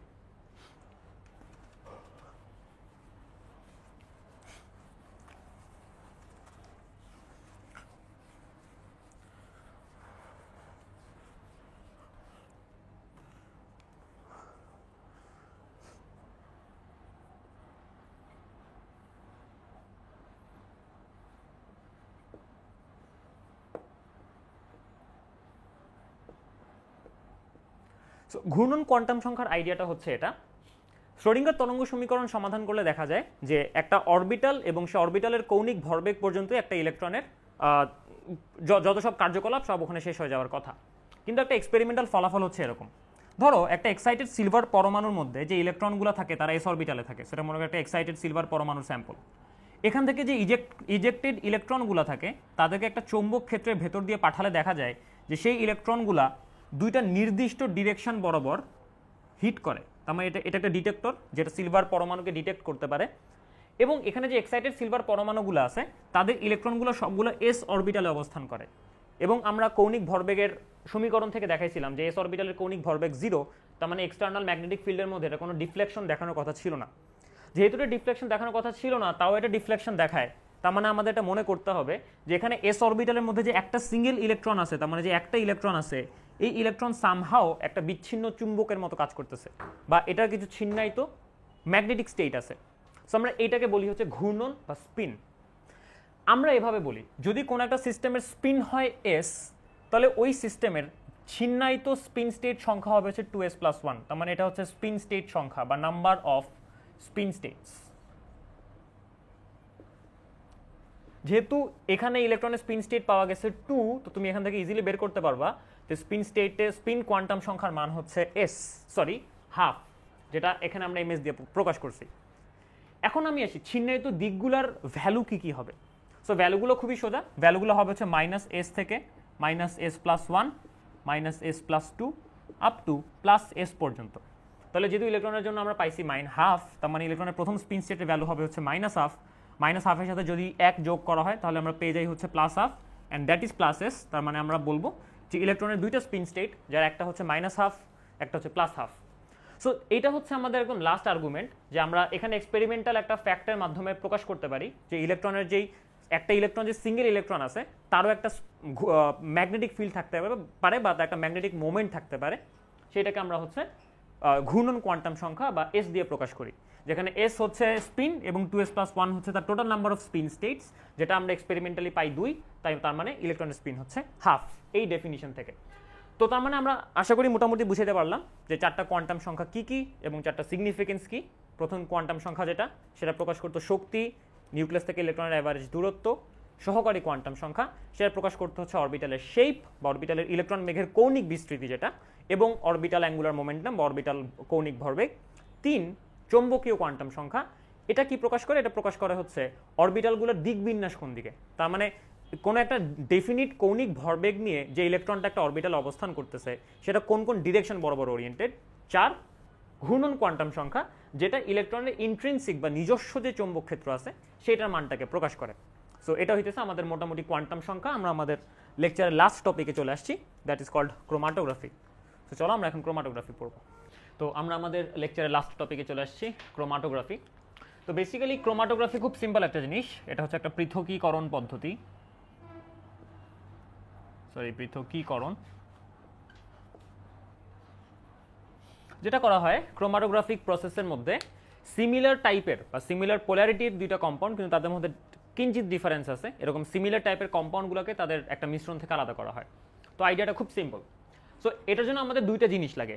একটা, যেই মিক্সচারটা আছে, ফর এক্সাম্পল আমি সেই মিক্সচারটাকে সলিড, লিকুইড বা যে কোনো ফেজে নিতে পারি, গ্যাসও হইতে পারে, আমরা গ্যাসে আপাতত যাইতেছি না, সলিড বা লিকুইড। ধরো দুইটা সলিড মিশে আছে, এই সলিডটাকে আমরা একটা প্রপার দ্রাবকের মধ্যে দ্রবীভূত করি ফার্স্ট অফ অল। সো এটা একটা সলভেন্ট, এটার মধ্যে আমরা এটাকে ডিজলভ করি এবং ডিজলভ করার পরে যে জিনিসটা পাওয়া যায় তাকে আমরা বলি হচ্ছে মোবাইল ফেজ বা চলমান দশা, এটাকে আমরা চলমান দশা বলি। এই চলমান দশাটাকে আমরা একটা সাপোর্টের উপর দিয়ে পাস করাই। সো সেই সাপোর্টটা জেনারেলি একটা কলাম হয় অথবা মাঝে মধ্যে একটা প্লেট হতে পারে। সো মনে করো আমি একটা টিউব দিয়ে এই জিনিসটাকে বোঝানোর চেষ্টা করতেছি। সো এখানে একটা সাপোর্ট আছে, যে সাপোর্টের মধ্যে আমরা মোবাইল দশাটাকে চালাই দিই বা মোবাইল ফেজ বা চলমান দশাকে চালাই দিই। এই সাপোর্টের মধ্যে একটা বিশেষ টাইপের ম্যাটেরিয়াল থাকে যেটাকে আমরা বলি হচ্ছে স্থির দশা বা স্টেশনারি ফেজ। সো এখন আইডিয়াটা হচ্ছে এটা, মোবাইল দশাটা যখন চলমান দশার ভেতর দিয়ে যায় তখন মোবাইল দশাটা বেসিক্যালি স্টেশনারি ফেজ বা স্থির দশার সাথে কোনো রকমের ইন্টারাকশনে যায় না। তার মানে সোজা কথা আমি যদি বলি, মোবাইল ফেজে যে দ্রাবকটা আছে এবং স্থির দশার যেই কম্পোনেন্টটা আছে, দুইটা হচ্ছে একেবারে অপোজিট ক্যারেক্টারের। ধরো এটা যদি পোলার হয় তাহলে এটা অপোলার, তাহলে এটাকে বলা হয় জেনারেল ক্রোমাটোগ্রাফি। যদি উল্টায় যায়, তার মানে এটা যদি নন পোলার, এটা যদি পোলার হয়, তখন এই পুরো জিনিসটাকে বলা হয় হচ্ছে রিভার্স ক্রোমাটোগ্রাফি। সো আমরা ওইদিকে ওই কমপ্লিকেসিতে যাইতেছি না, আমরা ধরতেছি এটা পোলার আর ওটা নন পোলার ফেজ। সো এখন যদি এরকম হয়, মোবাইল ফেজটাকেও যদি আমরা এই স্টেশনারি ফেজের উপর দিয়ে চালাই দেই, তখন বেসিক্যালি যেটা হয়, মোবাইল ফেজের মধ্যে যে কম্পোনেন্টগুলো দ্রবীভূত অবস্থায় আছে তারা হচ্ছে স্টেশনারি ফেজের ভেতর দিয়ে চলতে শুরু করে। কিন্তু স্টেশনারি ফেজ এই মোবাইল ফেজের মধ্যে দ্রবীভূত কম্পোনেন্টগুলো, ধরো আমি একটাকে বললাম এ, একটাকে বললাম বি, এই এ আর বি কে তার ডিফারেন্সিয়াল অ্যামাউন্টের আকর্ষণ করে। ধরো এ কে বেশি আকর্ষণ করতেছে স্টেশনারি ফেজ, বি কে কম আকর্ষণ করতেছে। সো তখন যেটা হয়, ক্রমান্বয়ে যখন দ্রাবক নিচে যাইতে থাকে, এদের মধ্যে থাকা কম্পোনেন্টগুলোর মধ্যে এ বা বি দুইজনই হচ্ছে দ্রাবক থেকে পিছায় পড়ে। কেন? কারণ দ্রাবকের এই স্টেশনারি ফেজের সাথে কোনো প্রকারের কোনো ইন্টারাকশন নাই, এ এবং বি এর অন্যদিকে আছে। সো দ্যাটস ওয়াই এ আর বি জেনারেলি পিছায় পড়ে। সো মনে করো দ্রাবক যখন এখানে চলে আসছে, তখন এ আর বি এর মিক্সচারটা এই জায়গাটাতে অবস্থান করতেছে।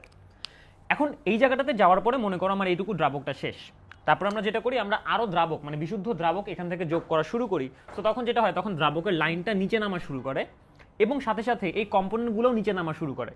কিন্তু যেহেতু এ এবং বি দুইটা ডিফারেন্সিয়াল অ্যামাউন্টের আকর্ষণ পাইতেছে স্থির দশার মধ্যে, তখন যেটা হয়, এই এ আর বি এর মধ্যে একটা গ্যাপ তৈরি হইতে থাকে। সো বেসিক্যালি যেটা হয়, তখন এখানে আমরা দুইটা কম্পোনেন্ট দেখতে পারি, যেটা বেশি আকর্ষণ পাইতেছে ধরো এ, সেটা পেছনে, যেটা কম আকর্ষণ পাচ্ছে বি, সেটা নিচে।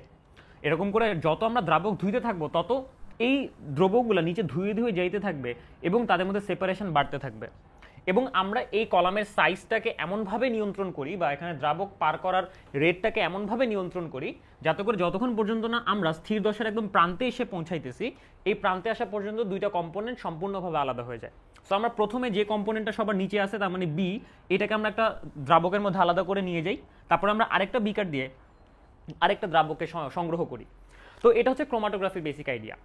এখন এইটার উপর বেস করে আমরা ক্রোমাটোগ্রাফিকে অনেকগুলো নাম দিই, ডিপেন্ডিং আপন যে কিভাবে স্থির দশার মধ্যে এই যে দুইটা কম্পোনেন্ট আছে তারা আলাদা হচ্ছে। মনে করো আমরা বললাম এই যে মোবাইল দশা আর স্থির দশা দুইটাই হচ্ছে দুইটা তরল দ্রাবক। এই তরল দ্রাবকের মধ্যে দুইটা অমিশ্রণীয় দ্রাবক অবভিয়াসলি, কারণ আমরা বলতেছি একটা পোলার হইলে একটা অপোলার হবে। এই দুইটা অমিশ্রণীয় দ্রাবকের মধ্যে মনে করো এ আর বি নিজেদেরকে বন্টন করে, তার মানে এখানে একটা পার্টিশন হয়, যে পার্টিশনের কারণে দুইটা দশার মধ্যে কোনো একটা কম্পোনেন্ট নিজেকে আলাদা করে ফেলে। সো তখন আমরা যেটা করি, আমরা ওই ক্রোমাটোগ্রাফিটাকে বলি হচ্ছে পার্টিশন বা বন্টন ক্রোমাটোগ্রাফি। পার্টিশন বা বন্টন ক্রোমাটোগ্রাফি।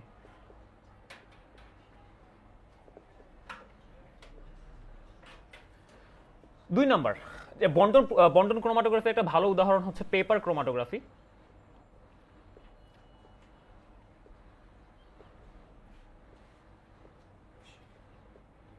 যেখানে পেপার মানে একটা সেলুলোজিক ম্যাটেরিয়ালের মধ্যে যেই পানির মলিকিউলগুলো আটকায় থাকে, সেই পানির মলিকিউলগুলো হচ্ছে এখানে কম্পোনেন্টগুলোকে দ্রবীভূত করে। সো ওটা একটা ফেজ, এবং মোবাইল ফেজটা হচ্ছে একদম আলাদা একটা লিকুইড ফেজ। সো এই দুটো দ্রাবকের মধ্যে একটা ডিফারেন্সিয়াল অ্যামাউন্ট অফ সলিবিলিটি থাকে বা দ্রাব্যতা থাকে, যার উপর বেস করে এই কম্পোনেন্টগুলো আলাদা হয়ে যায়। দুই নম্বর হইতে পারে যে একটা সাপোর্ট ম্যাটেরিয়াল, একটা সলিড মনে করো কোনো একটা কলামের উপরে বা কোনো একটা প্লেটের উপরে সাপোর্টের অবস্থায় আছে, ওই সলিড ম্যাটেরিয়ালটা তার সারফেসের মধ্যে কম্পোনেন্টগুলোকে অধিশোষণ করে। সো এটার মাধ্যমে যে ক্রোমাটোগ্রাফি তাকে বলা হয় অধিশোষণ বা অ্যাবজর্পশন ক্রোমাটোগ্রাফি। সো আমরা সেই অনুযায়ী ক্রোমাটোগ্রাফিকে নাম দিতে পারি। সো অ্যাবজর্পশন ক্রোমাটোগ্রাফি বা অধিশোষণ ক্রোমাটোগ্রাফি।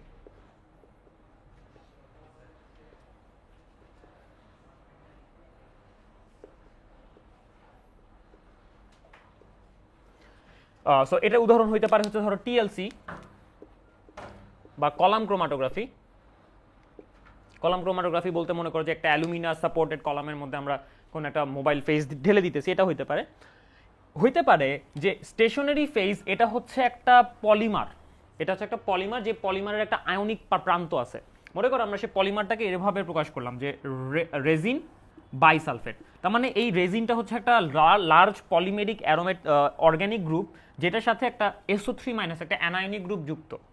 তার মানে এটা কাউন্টার একটা ক্যাটায়ন থাকবে, যেটা ইলেকট্রিক্যাল নিউট্রালিটি রক্ষা করার জন্য প্রয়োজন, যেটা হচ্ছে দ্রবণ দশায় থাকবে। তার মানে আমরা এখানে একটা দ্রাবক অ্যাড করছি, ধরো এখানে পানি অ্যাড করছি, সে পানির মধ্যে রেজিনটা হচ্ছে পার্শিয়ালি দ্রবীভূত হয়ে সোয়ালোর আউট হয়েছে, এবং তার কারণে একটা অ্যানায়ন প্রান্তটা হচ্ছে রেজিনের সাথে লেগে আছে, এবং পানির মধ্যে একটা মোবাইল দশা, একটা ক্যাটায়ন আছে। সো যদি আমরা উপর থেকে কোনো একটা আয়নের দ্রবণ পাস করাই, ধরো আমি সোডিয়াম আয়নের দ্রবণ পাস করাইলাম, সেই সোডিয়াম আয়নটা হচ্ছে হাইড্রোজেন আয়নকে রিপ্লেস করে কলামের গায়ে লেগে যাবে। তখন যেটা হবে, আমার দ্রবণ থেকে সোডিয়াম আর হাইড্রোজেন আয়ন ইন্টারচেঞ্জ হয়ে এই জায়গাটাতে একটা বিশুদ্ধ পদার্থ এসে জমা হবে। সো এখানে যেটা হইতেছে যে আমাদের যে স্থির দশা ছিল, সে স্থির দশার মধ্যে আয়ন এক্সচেঞ্জের মাধ্যমে হচ্ছে একটা সেপারেশন হয়ে যাইতেছে এখানে পদার্থগুলোর। সো সেই বেসিসে আমরা এই পুরো জিনিসটার নাম দিব হচ্ছে আয়ন এক্সচেঞ্জ ক্রোমাটোগ্রাফি। সো 3 নম্বর পসিবিলিটি যেটা হইতে পারে সেটা হচ্ছে আয়ন এক্সচেঞ্জ ক্রোমাটোগ্রাফি বা আয়ন বিনিময় ক্রোমাটোগ্রাফি। আয়ন এক্সচেঞ্জ বা আয়ন বিনিময়।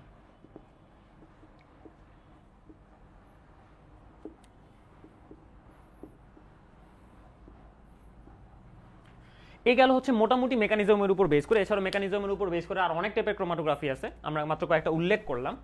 এখন যদি আমরা এভাবে আসি, স্টেশনারি ফেজটা দেখতে কিরকম, এটা কি কলাম নাকি এটা একটা পেপার নাকি এটা একটা প্লেট? সো এটার উপর বেস করে হচ্ছে আমরা এটাকে অনেকগুলো নামে রাখতে পারি।